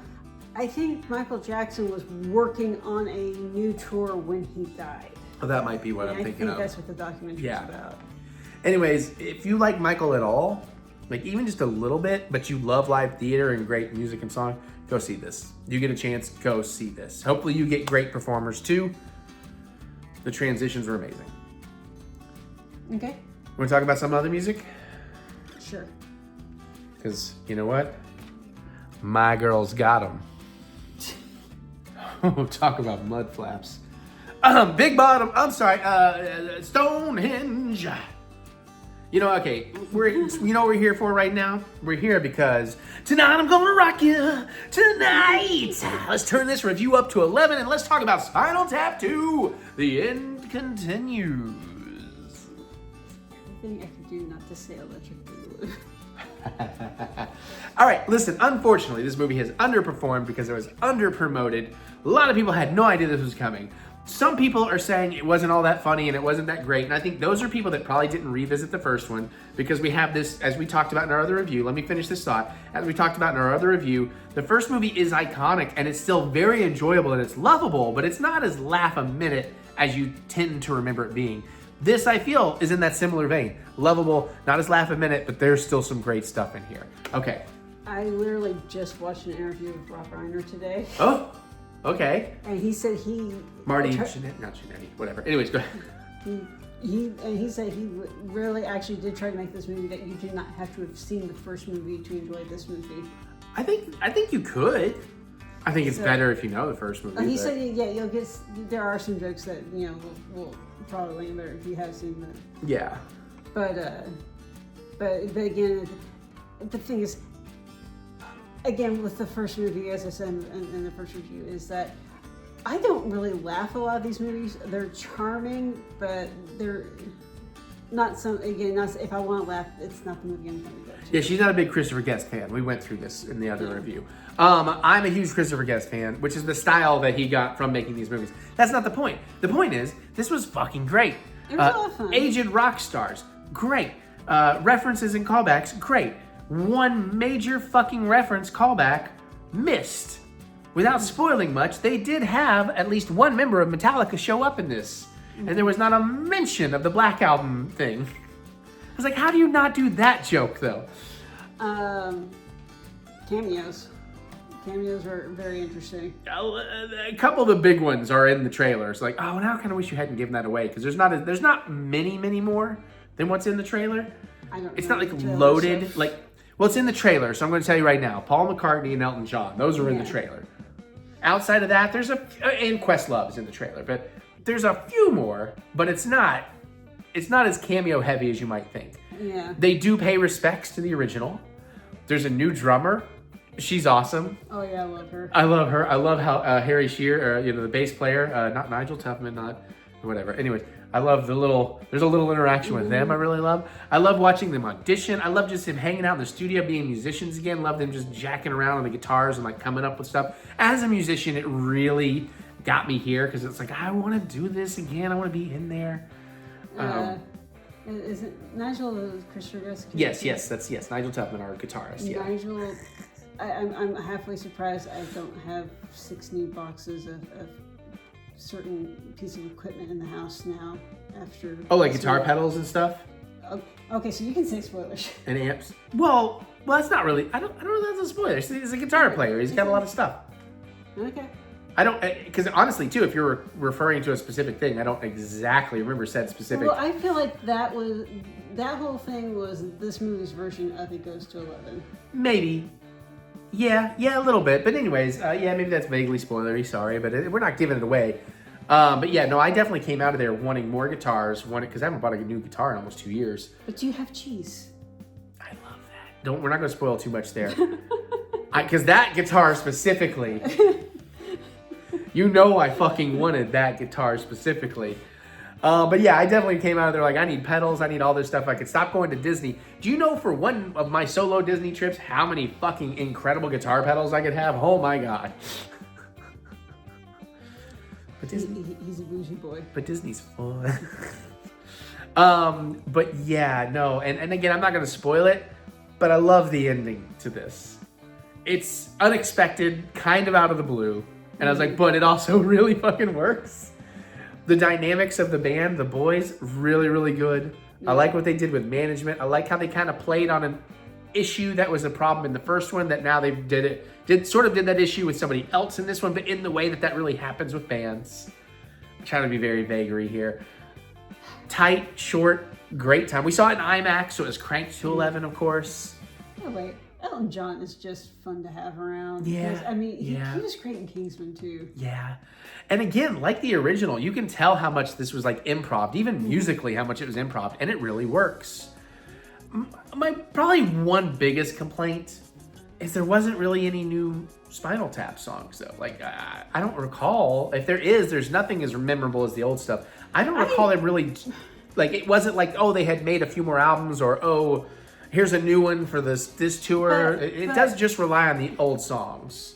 But at the same time, I feel like that's kind of fitting because you get so many of these older acts and people don't want to hear their new shit. They want to hear the classics that they fell in love with. But even that could have been. I think that's what it is. I think this movie, I love what they did with it. I'm not disappointed. But there's a lot of stuff they could have done. They could have done a lot more than they actually got to. And I don't think we're getting a Spinal Tap 3.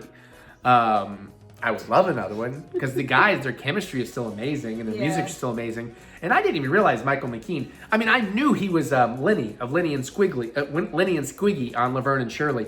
I somehow missed. I didn't know. I wasn't like a super Laverne and Shirley fan, but there is a section where they had a band, Lenny and the Squig Tones, and Michael McKean wrote all the songs for that too. And I've been watching some of those. It's like, Talk to Mama or whatever. That song is a fucking banger, dude. It's like, if you didn't know that. Also, when I was a baby, I had a little Superman curl, so my dad nicknamed me Squiggy as a baby.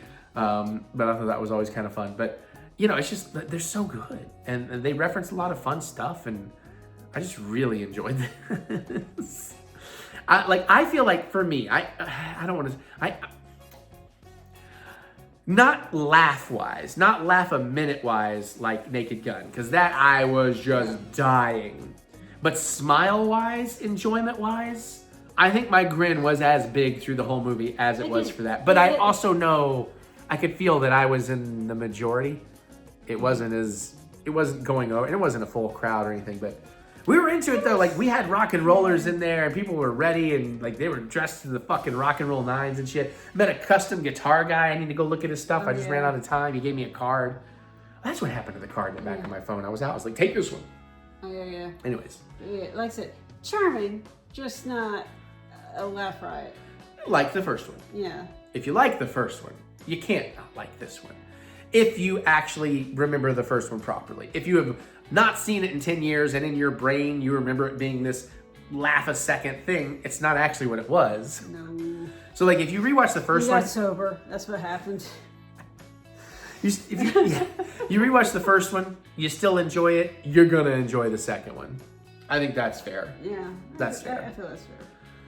Anyways, okay, there we go. That's Spinal Tap 2. I would love a third. I know we won't get one, but what's your favorite? There you go. There's some comment. What are some fun rock docs? Like real, actually, yeah. So if you got comedic rock docs like the Ruddles, whatever, sure. But honestly, what's your favorite behind the scenes making of an album thing? Like obviously Metallica's A Year and a Half in the Life of Metallica, Part 1 specifically, or Aerosmith's Pump, fantastic. What are some of your other favorites? Making of Meteora by Linkin Park? Sorry, you just reminded me. I need more of those. From the same Rob Reiner interview, the guy that he had doing the shooting for the Spinal Tap was a guy who had shot a bunch of other rock and roll documentaries. Okay. And after a while, he's like, Rob was like, I'm very confused. I thought this was supposed to be a parody. The cameraman was? Yes. Oh. This is too real? Yeah, he's kind of like, this seems like exactly every other band I've seen. Well, that's what made the first Spinal Tap so great, is it was very realistic. They just moved the absurdity up a little. They just pushed it was a true reflection of the absurdity of the actual thing. Mm-hmm. Because the actual thing of rock and roll is fucking absurd. And that's what makes it goddamn rock and fucking roll. So, there we go. All right. On that note, big bottoms, talk about mud flaps, my girl's got 'em. Big bottoms drive me out of my mind. How can I leave this behind?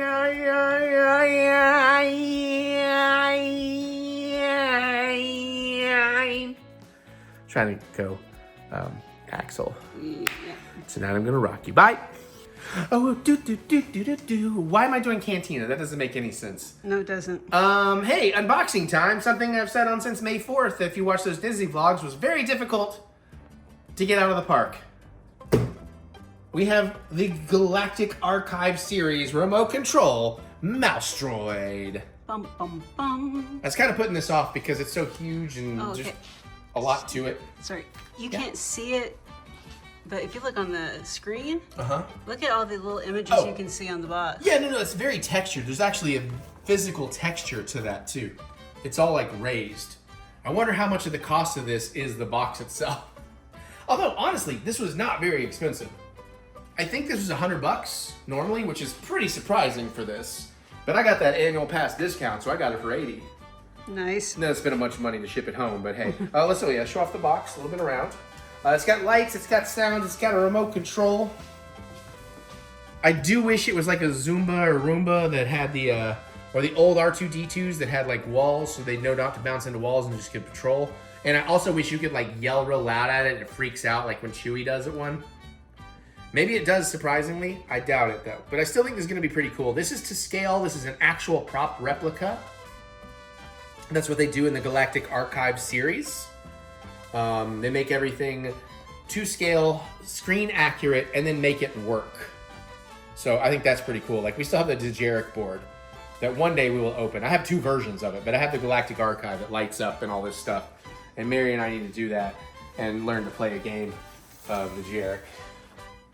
All right, let's get in here. We're getting late, but we're getting so close to having all this vloggy stuff done so I can focus on Mexico. I shouldn't do that stuff. Mexico packing and all that stuff, which I've actually gotten a good bit ahead on. I like saying Mexico. Huh? I like saying Mexico. I know, but it feels like such a gringo white boy thing to do. Well, I'm sitting here going like, I speak some Spanish, so. Well, so do I. Estoy tratando de aprender español. That's about it. I learned that in 2019, and I still know it today. I didn't learn anything more.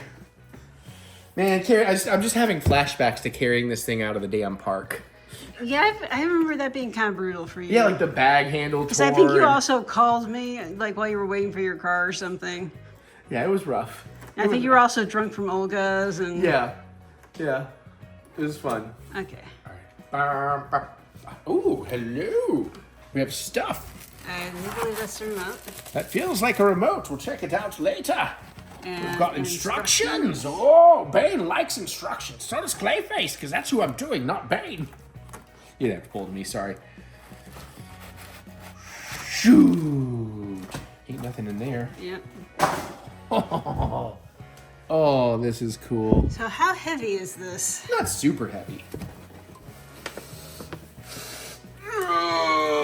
No, it's really not super heavy. It's just that it's bulky and awkward. Okay, I got my fingers under it. Good. Let's take it off the table, and that way I can let this.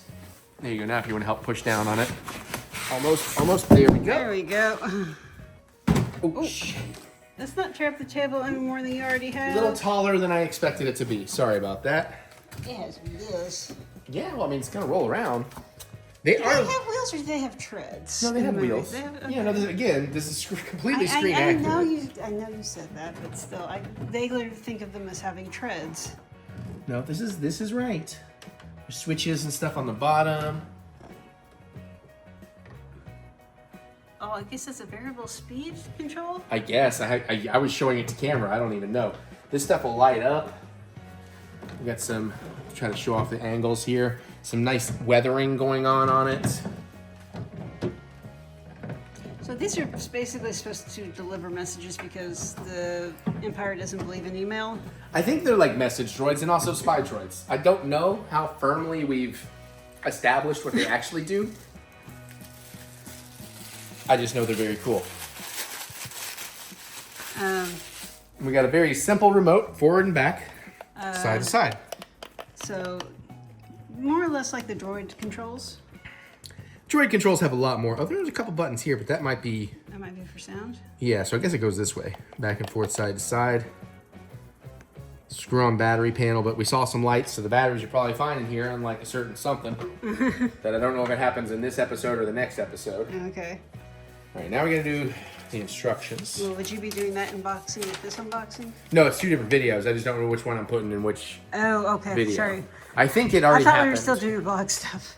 No, yeah, this is vlog. I'm sorry, this is vlog. This is. Okay. But I was saying I'm not sure which vlog, because I'm working two vlogs at the same time. Got you. So let's go like panel, and we'll try to give everybody. Well, and we'll try to give people a chance to pause if they need to, if they want to read this. Maybe they lost theirs or something. That's one. That's two. Thank you. That's three. And then last but not least, I can do the bottom part. That's four. Anything on the back? No. Okay. So... Okay, we have to pair it. So we're gonna switch the remote switch on. And then the droid goes on. If it's blinking slowly, it's probably already paired, honestly. Then they'll stop blinking and charge solid illumination to indicate successful pairing. Oh, so there is a sound button. Okay, those two top buttons. We have a sound button. Single press, droid sounds plays. Hold for 2 seconds. The alarm sounds plays. Once you release it, alarm stops. And then lights is the other button. Oh, yeah, okay. When the light button is pressed on the remote control, 1 press solid on, 2nd press slow flashing, 3rd press faster flashing, 4th press lights turn off, 5th press your wife flashes you. Cool, I like that. I'm going to use that a lot. There is an open battery compartment on the bottom of the mouse droid. Plug in USB-C cable. Okay, I don't like that. Especially after. Yeah, after. The Saber does come first, I'm pretty sure. But yeah, I don't know why it's not battery operated. I don't like that it's a charging pack, but... Well, I mean, I feel like honestly, it'd be cheaper if it was... What's this to? Is that to the That's... remote? No, I guess it is for the... Are they using... Did they include rechargeable batteries?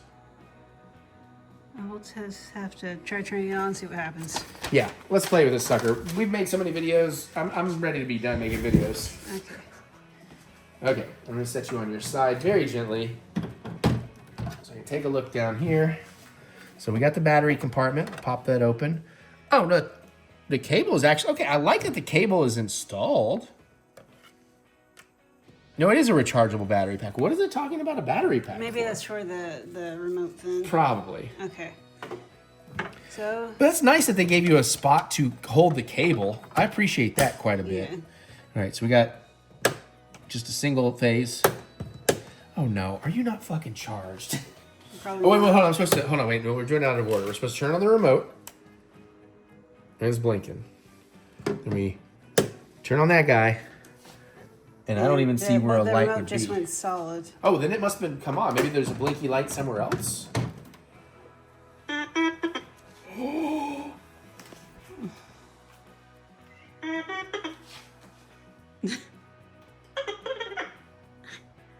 It's an angry chipmunk.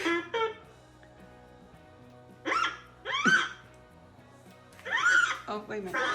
Jack's reacting to. Oh, wait till it gets on the floor and starts moving.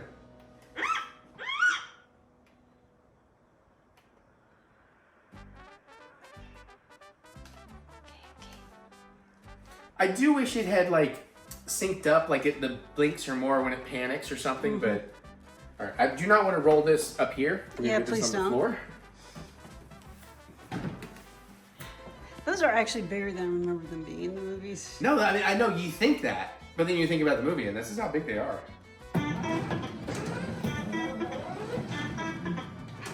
Oh, I'm not hitting the sound button when it moves. Hold up.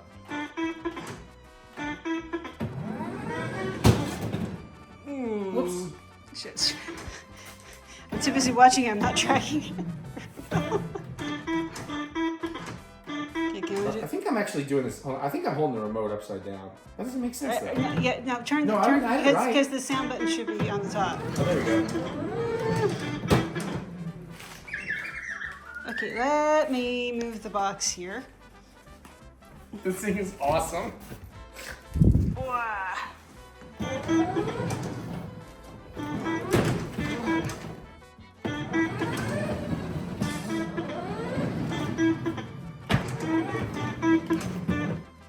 Do not run over your wife's toes. I'm not trying to. This thing is so substantially large, I don't have a lot of room to do anything over here. I just am gravitating towards you. Do you think you might have more room on the back porch, to be honest?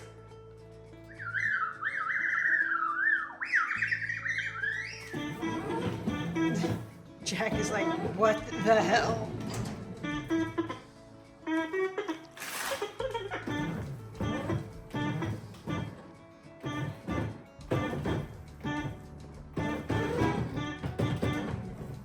Have it talk more.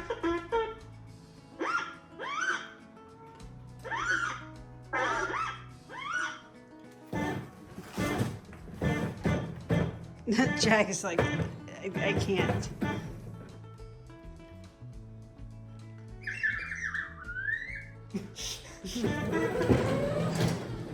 It's got some speed, man. I'm afraid of how fast this thing seems to get up to. I wonder, I don't think they would. I don't want to test it. That's too late, but would they like interact with the Build-A-Droids? Probably not.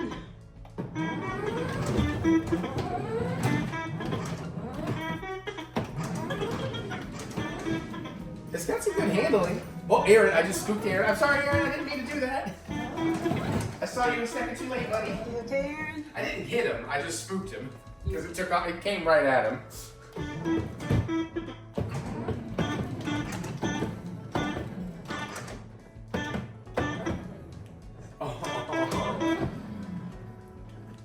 You can't see him from here.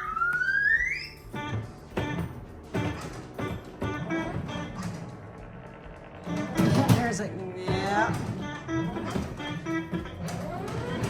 Nope. Oh, shit! Dude, I'm stopping. do not wreck my furniture. That was my grandmother's. I'm sorry. Yeah, that one's tall enough that if you hit that front piece, you might actually break the glass. I got him, you're fine, you're okay. Are you gonna? Are you trying to trash your mouse drawer by sending it down the stairs? I was debating about Fast and Furiousing, but maybe not. Oh, come on. Oh, God. Dude! I'm trying to turn him around. I'm trying to Austin Powers this. Oh, come on. I'm too drunk for this. I'm driving a mouse droid. Yeah, please don't wreck my shit. It's very gentle right now.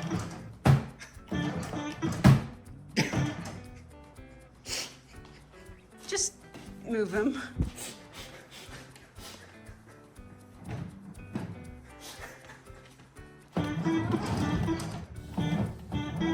I'm wondering how many of those marks are actually white paint. Did Did you just wolf whistle at me? That thing is amazing. I do wish it had some kind of patrol mode and object avoidance. Aaron, I'm sorry, honey. I was trying to figure out if there's any actual damage. There's no damage. That thing hit so light. It's so light. No, you haven't actually tested. You haven't seen how light this thing actually is. I have not. Here, give me. I'll let you futz. All right. First, set that down or whatever. Just pick it up so you see. It's like stupid light. It's not like it's really full speed. It might do some damage. Okay. But those tiny bumps, it's not going to do much. All right. I'm stepping way back.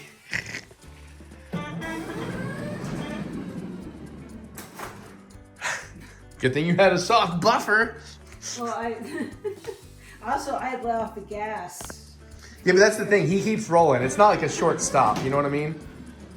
That's the issue. You definitely need some space to really play with this guy. Don't ruin my couch. No, I'm messing with you. I don't know that I love that when you're just short tapping, you get that. That's going to drive me mad. But everything else about that is so freaking cool. If only we could get one of the kitties to ride it. No, the way we're driving it, no, we don't need to do that. Yeah, it definitely... If we had the living room transform, like the couch off to the side, and we have this whole area like we sometimes do, then yeah, we could let it rip. But we do not have a lot of maneuvering room here.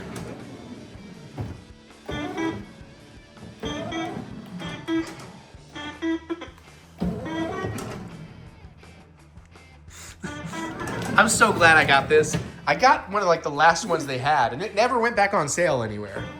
I think they had about 3 when I got one from the store. They've never popped back up online or anything. So I'm just very, very glad that I did get my hands on this because it is very cool.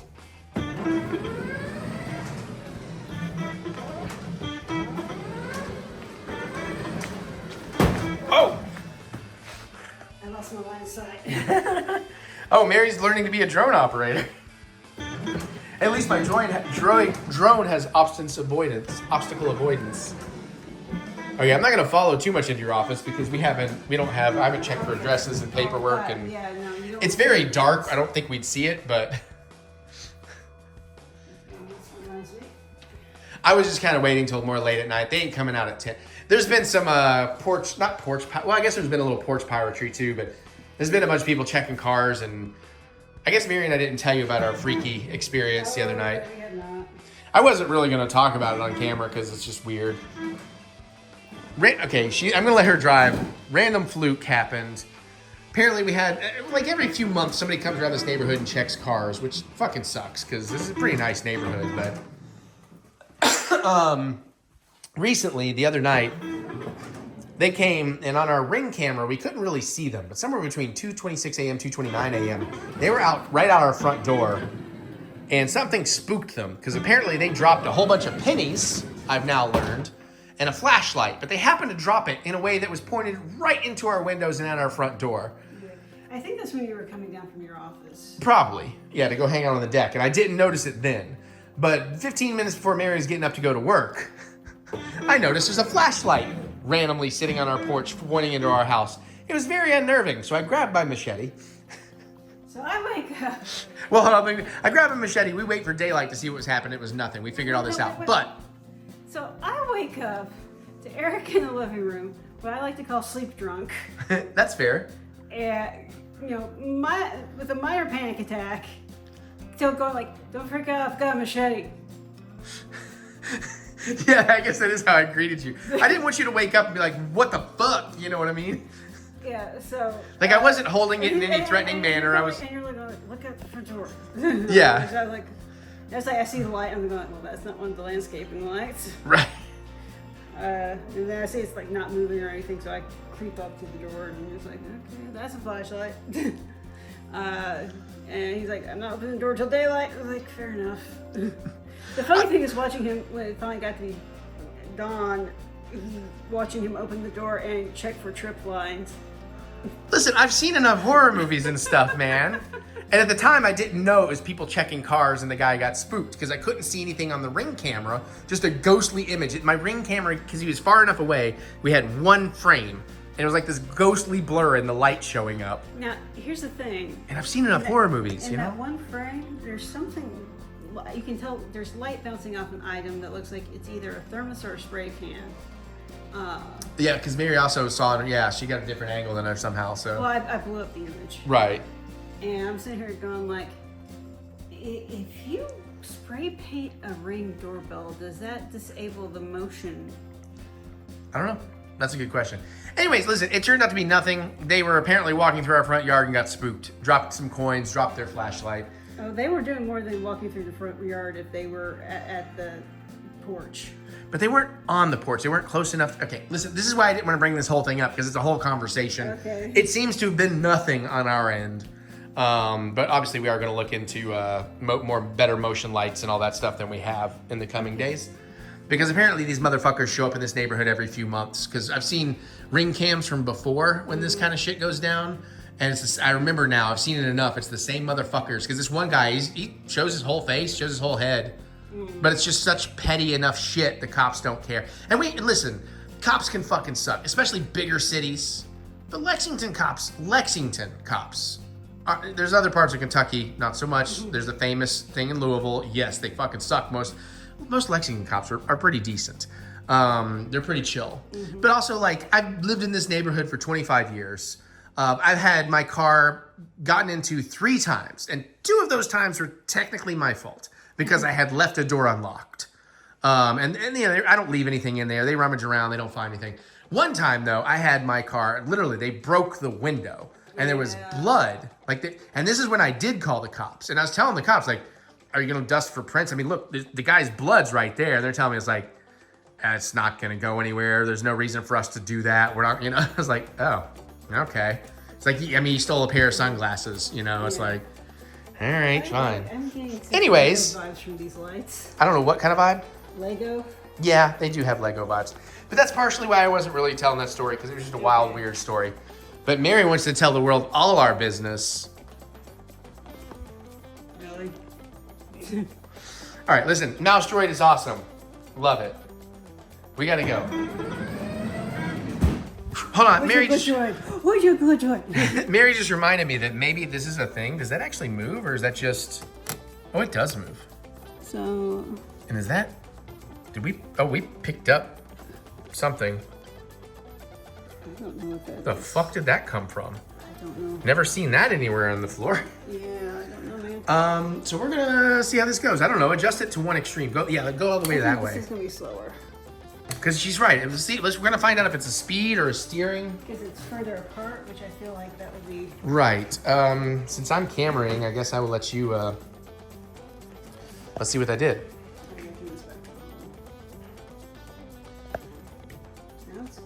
Oh, we probably turned the droid off.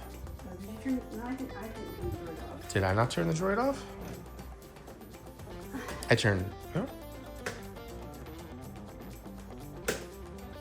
That's... So every time you turn off the remote, you're gonna have... If you don't... Restart the droid. Yeah. Okay, yeah, that's good to know. Okay, so let's see if this makes it slower or faster. Hopefully slower. If it goes faster, we're in trouble. That seems the same.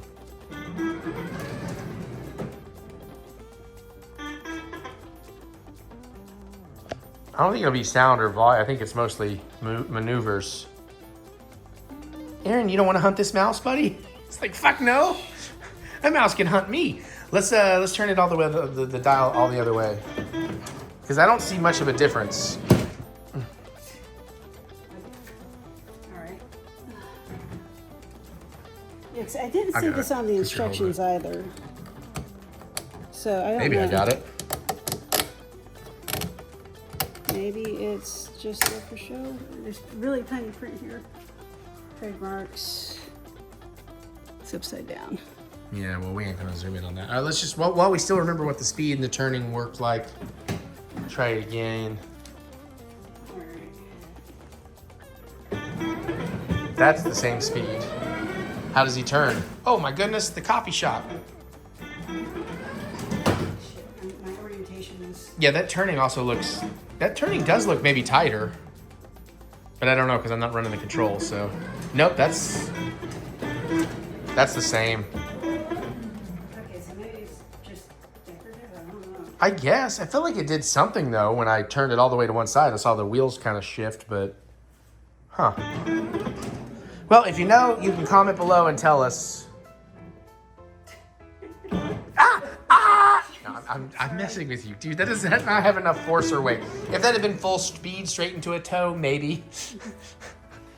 All right. We done. You want to go out on a...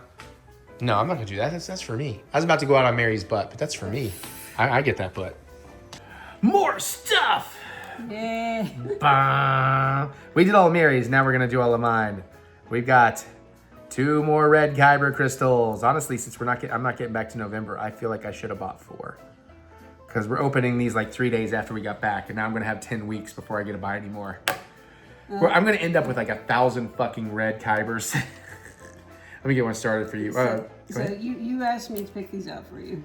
Oh, that's right, I did. So we'll see how Mary's force sensitivities I did try to let the force guide me. I picked, I think, one from each case on the shelf. Okay, or Sith sensibilities. That's right, I kind of forgot. I was like, you know what? You pick. I'm going to go look at this thing. So again, if you're new here, we have every single one. Well, we have every single one of Series 1. We got most of them individually, but then we got that big box set. Series 2, we have every single one. She even pulled me the cracked blue one recently. So we're down to only looking for the black Kyber crystal and the cracked red Kylo Ren Kyber crystal. So we're probably going to buy like 200 of these things and get one of those 2. And then Series 3 will happen. Okay, so that's why I try to limit myself to... Am I going first? Yeah, you're going first. Yeah, that's how this works. Okay. You go first. I'm trying to limit myself to just 2 at a time, but as I'm taking less and less trips, I'm going to need to buy... Okay. Yes, we got Darth Bane. Bane? Okay. Darth Bane? I mean, you still show it off a little bit. You don't have to pull all the stuff out. We've done so many of these now, but... And I still do love that they come in these coaxium-style containers. I do think that's pretty cool. Yeah. All right. Only 2 there are, a master and an apprentice. It's Darth Bane. All right. You get it? Yes, I got it. I'm surprised you didn't bust into it as soon as I started. You merely adopted the dark side. I was born into it. I'm one with the Force is with me. I'm one with the Force is with me. I'm one with the Force is with me. I'm one with the Force is with me. I'm one with the Force is pissing me off. Oh. Darth Bane! There's 2 of me now! I am the master and the apprentice. So apparently my Force skills are negligible at best. You're just too positive in the Force. You didn't tap into the dark side. No, listen, our odds of finding those 2, the 2 we are looking for, are the most rare. Right. Like, it is going to be very difficult for us to pull those. So, and since we already have everybody, it's not like we were looking for 6 different ones and we got 2 of the same thing, like 2 of the only one we had in that color. You know what I'm saying? No, that's for the Pens Week. Exactly. That's coming up. We're about to film that. But just real quick for this segment, let me check something out. Kyber Crystal Series 2. Yeah. What are the odds of finding the black Kyber Crystal in Series 2? See if we can get actual odds. There's no officially confirmed odds. This is the AI overview, so who knows. No officially confirmed odds for the black crystal, but many sources citing it a rare item with a chance around 1 in 50 or 1 in 100. I think it's 1 in 100. Others are stating it can be as low as 1 in 5 and 1 in 20. No, there's no way it's 1 in 5. No. And highly unlikely it's 1 in 20. I would believe 1 in 100. That gives it some true rarity.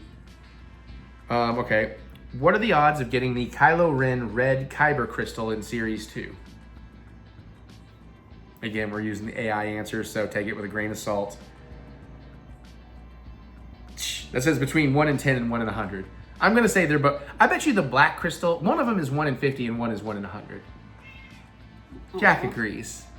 Anyways, we only got to buy like, what, 72 more to get them. So, good thing they're only $18. Is that right? I think they're more than that. No, they're 18. Maybe they went up. But also, I get 20% off, so suckers. Suck on that. Anybody want to buy some red Kyber crystals? I got to figure out something to do like a fun project to have this many red crystals, especially when I never put red crystals. I set it in some chocolate. Oh, good. Never get I never put red crystals in my Saber because I'm not a Sith. It's probably from the popcorn. It is probably from the popcorn. It's okay. Anyways, more vlog. Hey, more vlog, more tiny unboxings. Mary's got some more of her Japan China store goodies. So this appears to be the same it's a different series, but same line of cute kitties in costumes. I think we have a bear, a rabbit, a fox. Hold it more in front of your face because it's trying to focus on your face. I can't see the monitor. You can't see around it? Also pull back just a little bit. There we go. The fox, a koala, and I think a tanuki? That seems right from what I can see. A red panda, anyways. Also, for me, the trick is hold that up and then move out, and then my face is out and focus, and I can see it. But I was looking at the back of the box so I could see what was in there. okay, no, cool. I just try to help out. Okay. So again, I'm gonna let her open both because she wants to, and I love her. She's also playing a fucking video game while she's doing this. That's because it ends at 10 o'clock. That's fine. I hope we have all these done by 10 o'clock so we have some time to sit down and do the thing. Even though I still gotta scoop the litters. Luckily, hopefully it's an easy scoop tonight. Okay, we got a fox. It looks a little bit like Aaron. A Aw. lot of white for Aaron, but What does it say? No, it says no, no, no. Lovin's, follow me around the house and give me lovin's. isn't that? That is stinking cute as fuck. Yeah, like toe beans. Toe beans. Tail is fixed in place, but that is adorable. That is very adorable. These are all very adorable. If they were less expensive, I'd be like, we should buy a lot more of these, but they're kind of pricey for their size. Yeah. Granted, they are imported, but Yeah. At least the cats that I kept buying more of were like only like $6, I think. well, also these came from Epcot, right? Yeah, they came from Epcot. Now, what was funny is that they had a line of cats holding desserts that I had gotten at the Japanese place in Ohio 2 years ago. So I'm like, ooh, makes me wonder about a few things. Well, it might also just be older. Also, I will point out I don't know about the Japan store. Because I don't remember it, but I should have asked, and I'm not sure that I did. But in the China store, we bought some stuff. And the China store offers, even though they're not an official Disney thing, they do offer annual pass discounts. We got 20% off. Cool. These are $10 each. They would have been $8. I don't know if we got I don't remember. We might have. I don't remember. Just ask. Make sure you ask if annual pass works. Oh, this one comes with a little stand. Oh, that's kind of cute. I don't even know what that is, but It's a koala bear. Koala, well, you ruined it. It almost looks like Stitch. That Stitch looks kind of like the koala bear. Oh, wait, which one is this? Because I love Mr. Mustache Face there. I think that's the red panda. You're gonna have to like send. I need to save a picture of these in a special folder so when I go back, if they still have them, I can buy some more. Because these are terribly adorable. So he's got a koala. He's got a little koala butt. Koala butt. Nothing coming out, right? Okay, good. No. Koala He's a kitty. I don't think we have to butt. worry about chlamydia. Oh, you know about that, don't you? No. Oh, koalas. Yeah. Okay. Yeah. No. I was stuck on the cat side of it, the kitty side. Okay. So the little stand goes like right here. He basically sits on it. Are you pegging that poor cat? No, there's nothing to peg. Oh, it's okay. It's a seat. It's something that's probably going to get lost very easily. Unless you get it displayed. Yeah, but Well, yeah, that's it's cool. Cute and no doubles, so Yay. All right. Well, cool. All right. More vlog. Hey, we're back with some more Disney pins. I think we already did a set, but we bought enough to make sure every other week until the November trip, we have enough Disney pins. We will not run out. And then I'll make sure we have enough for every other week until the February trip. Although, we won't be on an every other schedule, will we? I don't know. We're not, oh, did I screw the pooch? Maybe I didn't buy enough between now and November. No, I did. Maybe not. I don't know if I have enough Disney videos to get us all the way to November. Maybe I don't know. We'll figure it out. All right. Anyways, we got some more of the 2025s because Mary and I had such awful luck on the first round. I'll use this box for the example because it shows what we did get. We had 2 boxes and we got 2 Dumbos and 2 Stitches. Now, Stitch is great, but you know, 2 boxes, 2 duplicates, especially when you have Tinkerbell, you have Kermit out there. I want those so bad. Cheshire Cat would be my next most, then maybe either Goofy or Tigger. You pulled your face in, it pulled focus. And then Simba's probably my least interesting one for me. But we have 2 here. We're gonna open them up. We're gonna see what we get. I should let Mary go first. There you go, you can get in there. Pinkies crossed. I know, I need to go redo my math tonight. I may have screwed up. Okay. All right. Let's see who we got. Because I think there's a few weeks leading up to the November trip where I run out of Disney vlogs. I can't really tell what's what. Got a Kermit. Oh, we got Kermit. That was like my most wanted. Him and Stitch. We already had Stitch. And yay! Yay! Oh, that makes me so happy. Kermit. That makes me so happy. All right, so. All right. No, okay, my brain. I thought things were weird. I think, I feel like I know what this one is, and I'll be happy about it, so I'm going to open this one. The other one I can't quite tell. But yes, we got Kermit. That was the one I most wanted. I hope you pull Tinkerbell. I do not think I have Tinkerbell. Doing the whole feely test. But let's see who I pull. Aw, we have to get some more then, because I need Tink. I think I may have Goofy. Goofy's not bad. Or Tigger. I thought I felt a Cheshire Cat. I did not, Mary. Oh no. Another Dumbo. Fucking another Dumbo. God damn it. It's a cool pin, but how many freaking Dumbos do we need? At least we know they're not all paired off with the same. Oh man. That's the beauty. We'll just have to do some pin trading. We actually did do a few pin trades because Mary was there with me to remind me. On longer trips, I'm more inclined to do pin trades because I'm looking for more things to do. I'll get Tigger. Okay, Tigger would be fine. Just not a Dumbo or a Stitch? No. Fuck. It's not a Dumbo or a Stitch, at least. I'll take that. It's a Simba. So at least it's somebody different. Bad looking Simba. Actually, it looks better in my thing is I'm just not a huge Lion King fan, so that movie doesn't resonate much with me. I enjoy it, it's fine. It's just not my favorite Disney movie. So far, 1 duplicate, 2 new ones. So actually a pretty decent haul, unless this is also a duplicate. And if this motherfucker is a Dumbo, I'm gonna be pissed-o. I don't think it is though, but it could theoretically be a Stitch. It's a fucking Stitch. I can feel that it's a goddamn Stitch. I love Stitch, but Jesus Christ, it's fucking Stitch. Are you fucking kidding me? We have bought 4 boxes of this series. And 3 of them have been exactly the same. 3 Stitches, so out of 8 pins, 3 Stitches and 3 Dumbos. That is maddening. I need to get more into understanding. Do these have odds? Like, is it, how the Funko, what were the mystery minis? They would actually tell you on the box. Like, these are all, most of them are 1 in 12s or whatever. Oh, yeah, and then this chase is 1 in 24, but this chase is 1 in 48. Right. I wonder if there's a similar thing going on here and he's like the 1 in 2. Him and Dumbo are the 1 in 2. That's wild that we still, at least they came from separate boxes. No, those came from the same box. They came from my box. My box had fucking Dumbo and Stitch in it again. We've had 3 boxes that have Dumbo and Stitch. Jesus, man. Jesus, Mary, and Joseph. Damn it, Walt. I'm just playing it up. I'm having a good time. All right, listen, we got plenty of other cool pins to open. Hopefully it'll be cool. I don't know. We'll see how it goes. I need to start, if it's a series, I need to buy 1 from one store and 1 from the other, because, you can find them in different stores. And then that way I can get 10 more Stitches and Dumbos. More vlog, bye. Bye. Yay, everybody, we're making a cocktail. Woo! Hello, Jack. So we are in a hurry. I'm going to try this quick. I accidentally have prepared for a double. We'll see. I might only make a single. Today we're going to try something called the Matador Cocktail. This sounds kind of simple. I feel like we've made something like this before, but probably not exactly.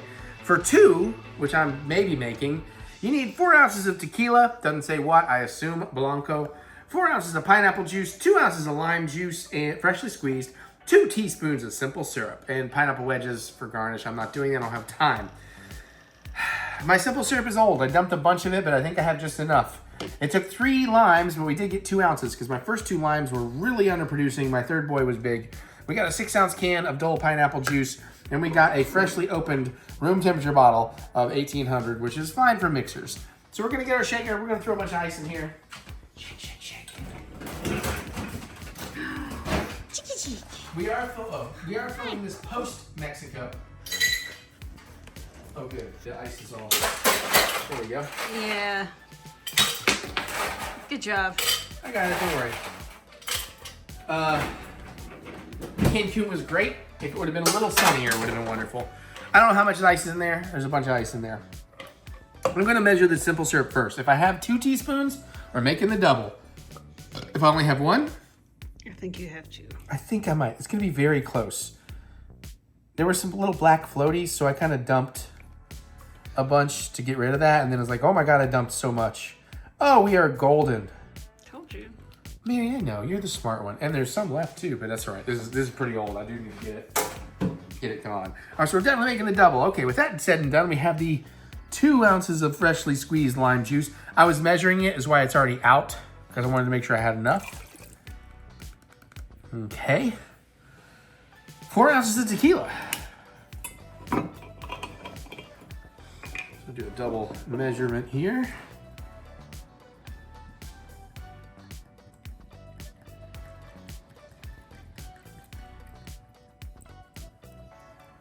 All right, there's 2. Hi, Jack. Bumping up against my feet. And that's pretty much 2. Hi, Jack. Hi. Ooh. Smells like tequila. All right. Oh, crap. Drippy boy. Drippy boy. He's smacking my leg with his tails. My legs with his tail. Get the plurals on the right words there. Pluritos. That's Mexican for plural, right? Spanish. Oh my God. I'm drunk, y'all. I'm panicked, fast mode drunk. Which is Eric makes mistakes drunk. Hopefully not. We're almost there. 2 ounces of pineapple juice. Jesus, this might not fit in this glass. Yeah, you may just pour. No, I'm gonna get a pint glass instead. That's my plan. Whew, that tequila is melting a bunch of that ice too. Okay, that's everything in there. I'm gonna swap out my glass. Because I'm gonna want some ice in here. We get more shots of Jack. Hey, Jack. You gonna eat? He's like, yes, I'm eating.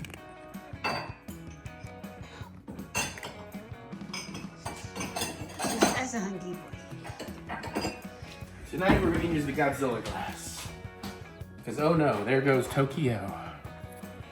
All right, shake for 15 seconds. I don't know that it needs that long.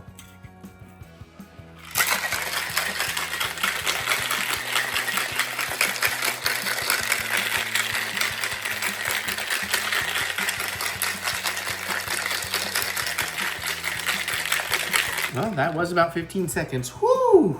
I do feel like 2 teaspoons is an awful small amount for. There's a little left if I need it. It should be kind of tart. Well, that's also like sweetened pineapple juice probably, so.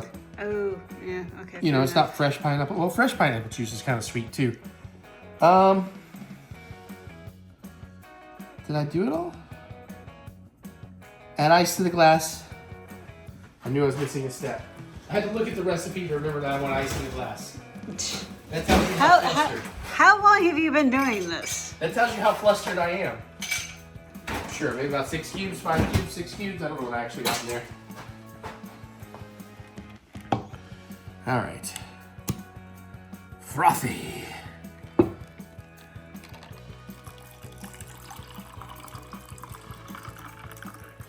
Oh. Oh. Ooh. I'm very glad I changed glasses. Yes. I don't know about that color, man.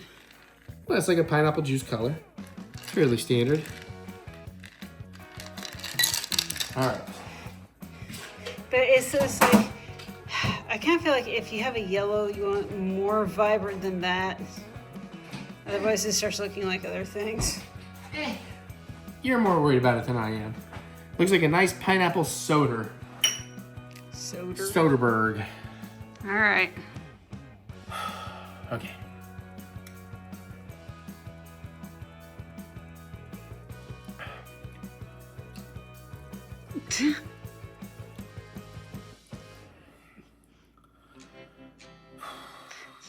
I meant to ask, is the pineapple juice still good? Yeah, I bought that like a couple weeks ago. Okay. I'm using the newer stuff, I think.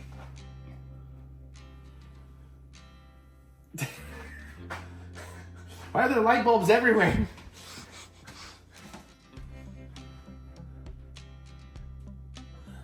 Oh, that helped. Take off my glasses. Yeah, October of 2026. Okay. It's not that. It's almost maybe the lime juice is a little... The lime and the pineapple are not playing together. Also, honestly, I think it's just that this is a relatively shitty tequila. Well, I can taste it. I feel like I can taste that more than I should. You don't have to, you want to try? Not really.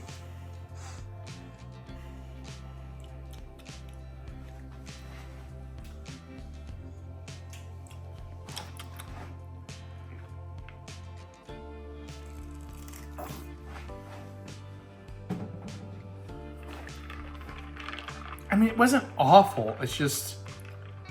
That's more simple syrup, by the way, just in case. Oh yeah, that was more simple syrup. Thank you, Mary, for doing the good job.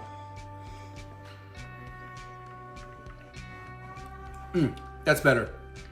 Yeah, I have a feeling that probably was supposed to be like 2 tablespoons, not 2 teaspoons. Yeah, I'm still getting some sort of tart lime, tart pineapple, but... Actually, can I see your recipe? Can you pull that up for me real quick? Just the ingredients list. Mm-hmm. 2 teaspoons. Oh yeah, definitely says teaspoons. Not some funky abbreviation. Nope. Okay. Yeah, I probably could still use a little more too, even though I just got rid of the rest of it. Plus my simple syrup's kind of old, so that also might be part of the problem. That's better. That's drinkable. I can drink this. Watch me chug. Now watch me nay-nay.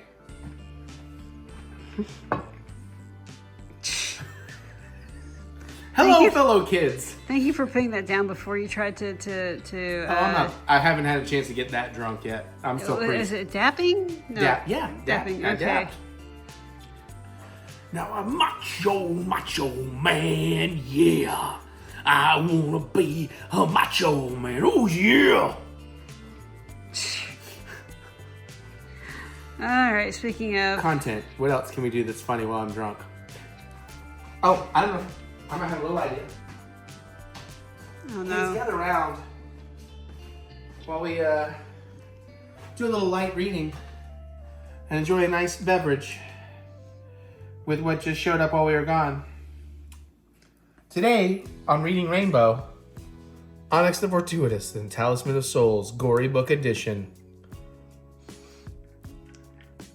I need the audiobook of this. Yeah, I think that's one of the perks. I think that's coming. I need to look into it. I don't know. I know whatever I pledged hasn't all come. It's not a complaint. I know things take time. I know there was a licensing issue with I Would Do Anything for Love. Which, by the way, if Andrew, Ryan, if you guys are watching, on our secret trip, I ended up at this entertainment thing. Mary was playing poker, but I went to the rock show because there wasn't a seat for me at poker, and I'm so glad I did, because they did I Will Do Anything for Love, and it got me emotional, and I definitely was thinking of Onyx when it happened. So I thought you guys would appreciate that. I'm appreciating this. I'm excited to crack into this bad boy and take a look. I think I got the vinyl. I don't think I did the tier with the vinyl. I think I ordered the vinyl from the vinyl place. But I think they did do a bonus add-on that is Onyx reading. I feel like they did finally do that. If nothing else, hey, Andrew, would you do that for us? No, I'm just kidding. So anyways, okay. Cocktail over, I guess. I don't know. Well, there you go. There was another fantastic vlog in the books. Much, much more interesting cooking segment, I think, than the one before. Plus, we had some real fun times with that unboxing.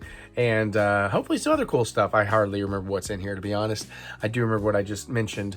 Hopefully the cocktail turned out well. This might get put together a little bit later than other stuff, but I'm still trying to get as much done as I can now because I'm a few days from going to Mexico, even though by the time you see this, we will have been home for half a week at least. So Otherwise, though, comment below. What do you think? What do you think of that burger? What would you do to make it slightly different?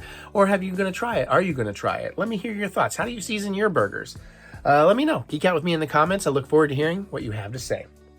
Other than that, you can click the thumbs up button. Give me the good old thumb of encouragement, as I do love to be encouraged. And remember, I'll get there, that we will get through this.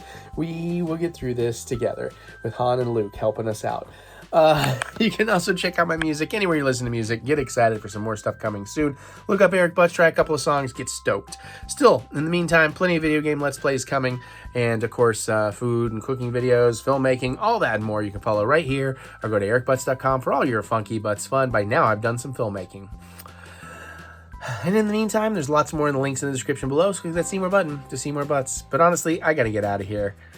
I got to do one more wrap out, and then I can edit a whole bunch of stuff the rest of the night. It's like 1 a.m. So thank y'all. I love y'all. Thank you for putting up with me and enjoying what I do. I'll see you all later.